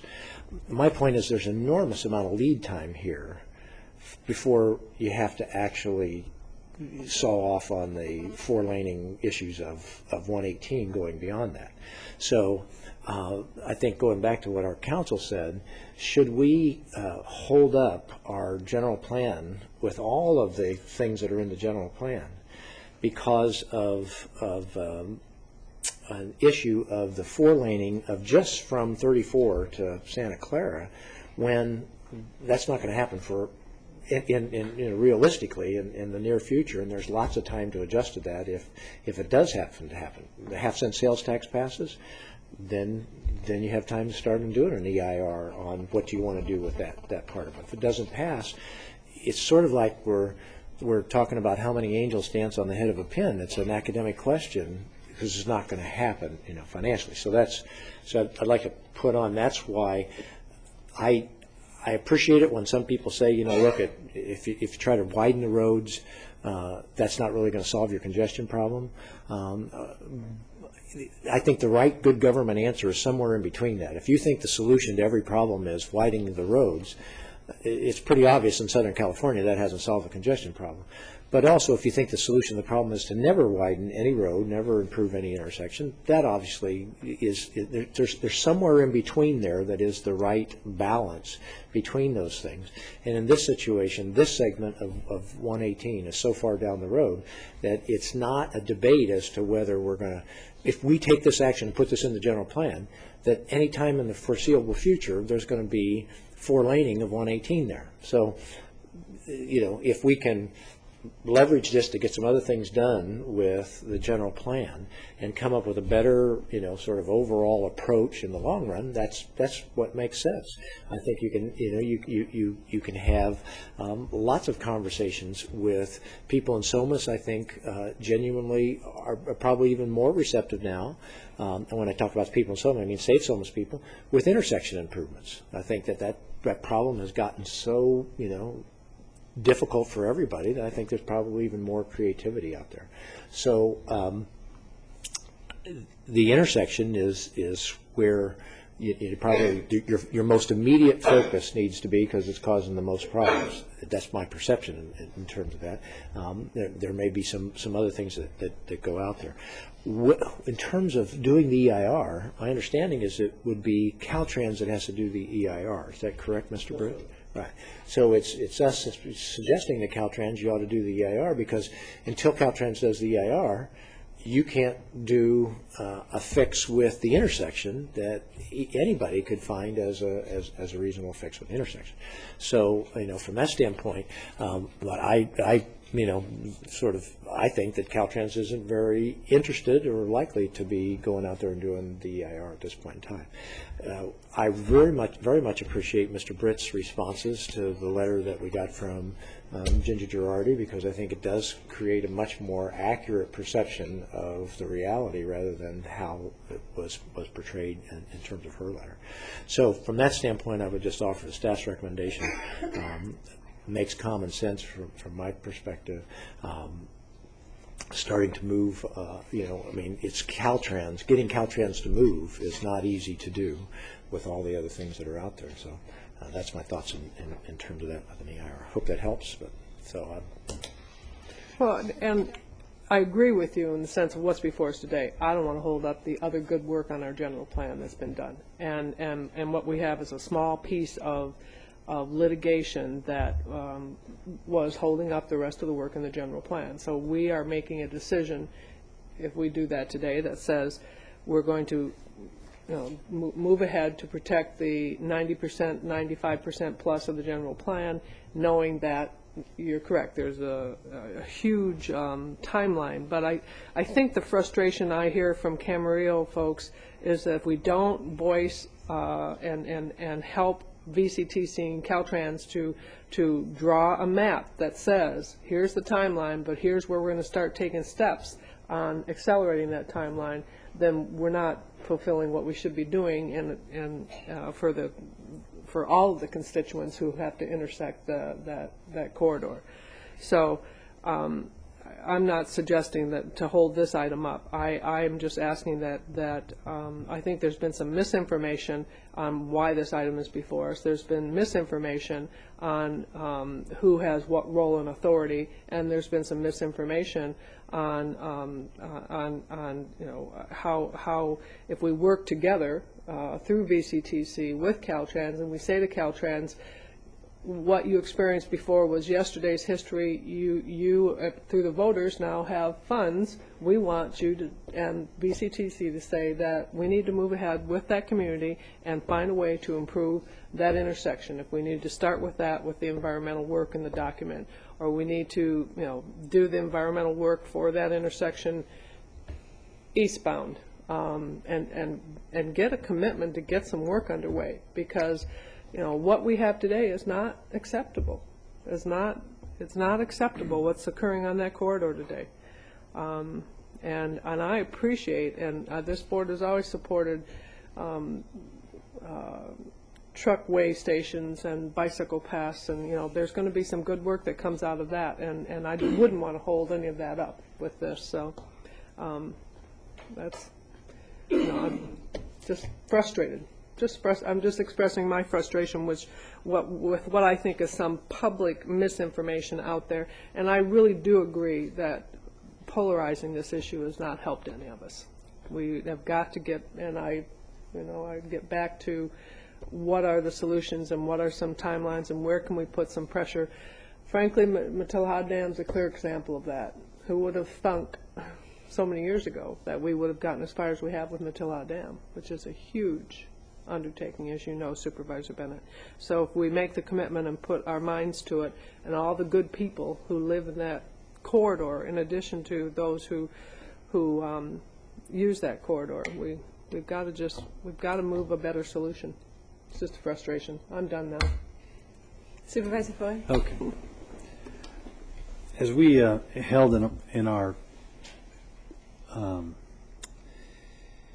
task force in this 118, asking, I think, Ms. Britt, you were there with us, and we asked if everything went perfect, if we got the ERI done, everything, and if they were going to expand this road, it was going to take between 6 to 8 years or something like that, 10 years maybe? at least. If everything went without any holdups, nothing, it was still going to take that long to have anything done. It's a long process to get everybody on board, and if all the money was already there, it would take that long. So I guess I'm looking at that. I also don't want to hold up this general plan just for this one issue, but County Council, you were saying that any time we can bring this issue back. That's correct. Anytime, and make this, if we want to make this one change without a long drawn-out process, or what? Well, I don't know about saying without a long drawn-out process, because there would Well, I'm have sorry, to it's be. government, it has to be long That's drawn-out. right. I'm learning that. There would have to be additional environmental review. That's part of the settlement agreement. So Okay. it would have to be analyzed again from Okay. a CEQA standpoint. But your police powers to enact a subsequent general plan amendment is not restricted in any way. Okay, all right. And then also, with Caltrans, the only one that can do this, so we don't really have any say what Caltrans is going to do and when they're going to do it or what. We don't have any push with that. And I guess going back to this whole thing, the bottom line for me is a safety issue. I do not want to see people die on this freeway, this highway, because we're not willing to make any improvements. I think it's important. Now, we also heard a lot of other things that people end up spending an awful lot of time waiting. I've done that before. Rode my motorcycle out there, tried to get on Balcom, tried to get off, and tried to get on. I know a guy who sold his ranch out there because his kids were going to start driving, saying, I don't want my kids having to get onto that road.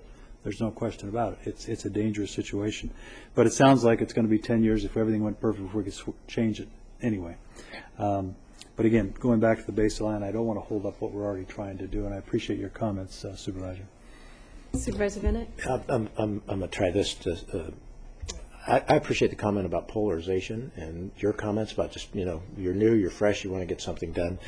This may be actually that time for that to happen in the community, that time for that to happen with everybody, which is we do this, right?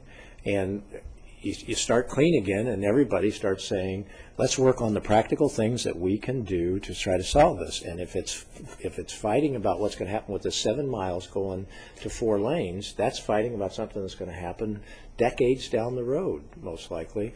Let's instead pull everybody together and find out what could we reach agreement on. You've got a new supervisor that's representing the area. You're not dug in, because some of the things you're talking about, people being able to pull out and those kinds of things. If you have a cooperative Caltrans and a cooperative county government, and you have the community generally saying safety improvements are important, and everybody recognizes that going to 4 lanes is going to be way down the road, so what can we do while we're waiting? That seems like a good government win at this point in time, and there is an opportunity to do that. So with that, I'm not hearing a motion. I'll go ahead and make the motion. I was kind of holding off, but I just kept waiting for somebody down. So anyway, I just make the motion to accept staff's recommendation, and I think we've, to some extent, have sort of captured the spirit of improved cooperation. I'm happy to change that motion or withdraw that if somebody has something else that you're thinking about. Okay, to get the ball rolling, we Yes. have a motion. Do we have a second to the And motion? I'll second it with the addition of sending a response letter back to VCTC that captures what staff did a good job, frankly, in response. Could I make a comment about that? Sure. I think the letter should go just to the executive director of VCTC, because the executive director of VCTC then, after sending the letter to us, told the chair of our board, oh, no, I've changed my mind, which I find sort of pretty interesting that VCTC didn't say send that letter. VCTC didn't, we as the commissioners of VCTC didn't review that letter. It was sent. So it's a personal letter that came from the executive director of VCTC and then was personally withdrawn in a verbal comment to our chair. So I think we ought to get it, and that way we have it so that we can make that public if Get we it on want. the agenda or something. But it is not we shouldn't be writing to VCTC because VCTC didn't write to us. The executive director wrote to us. Okay, Yeah, that's fine. So it's just minor. So that then we can carry it forward, because Exactly.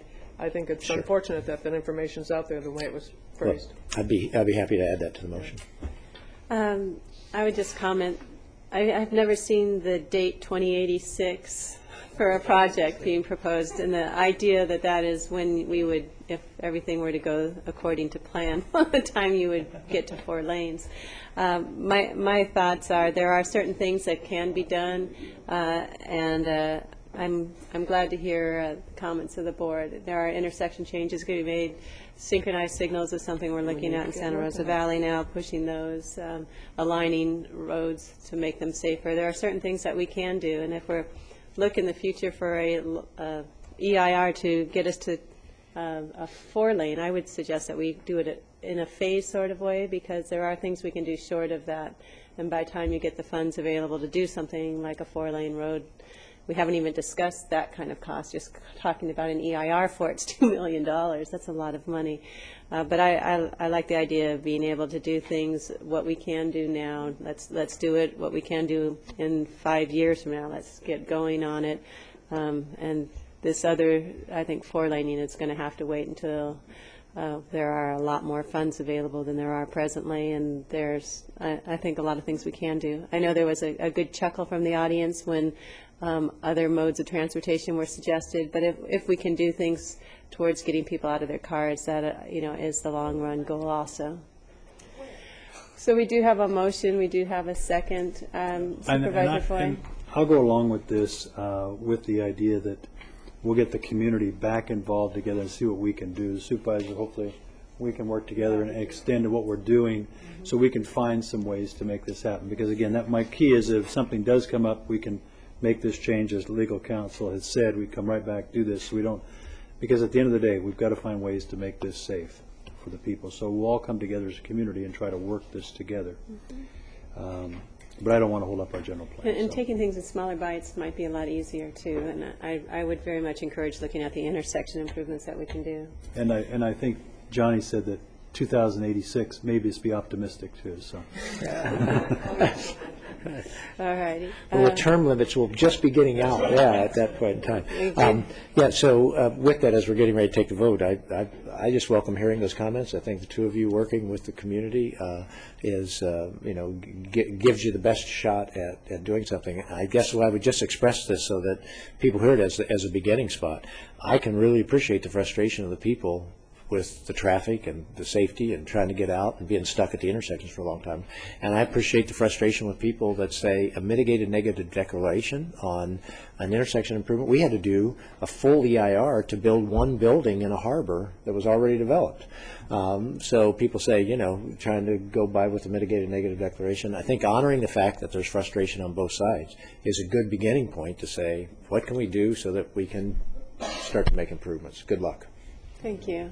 So with that, there are no objections to the motion, and that concludes our meeting then, and we will stand adjourned.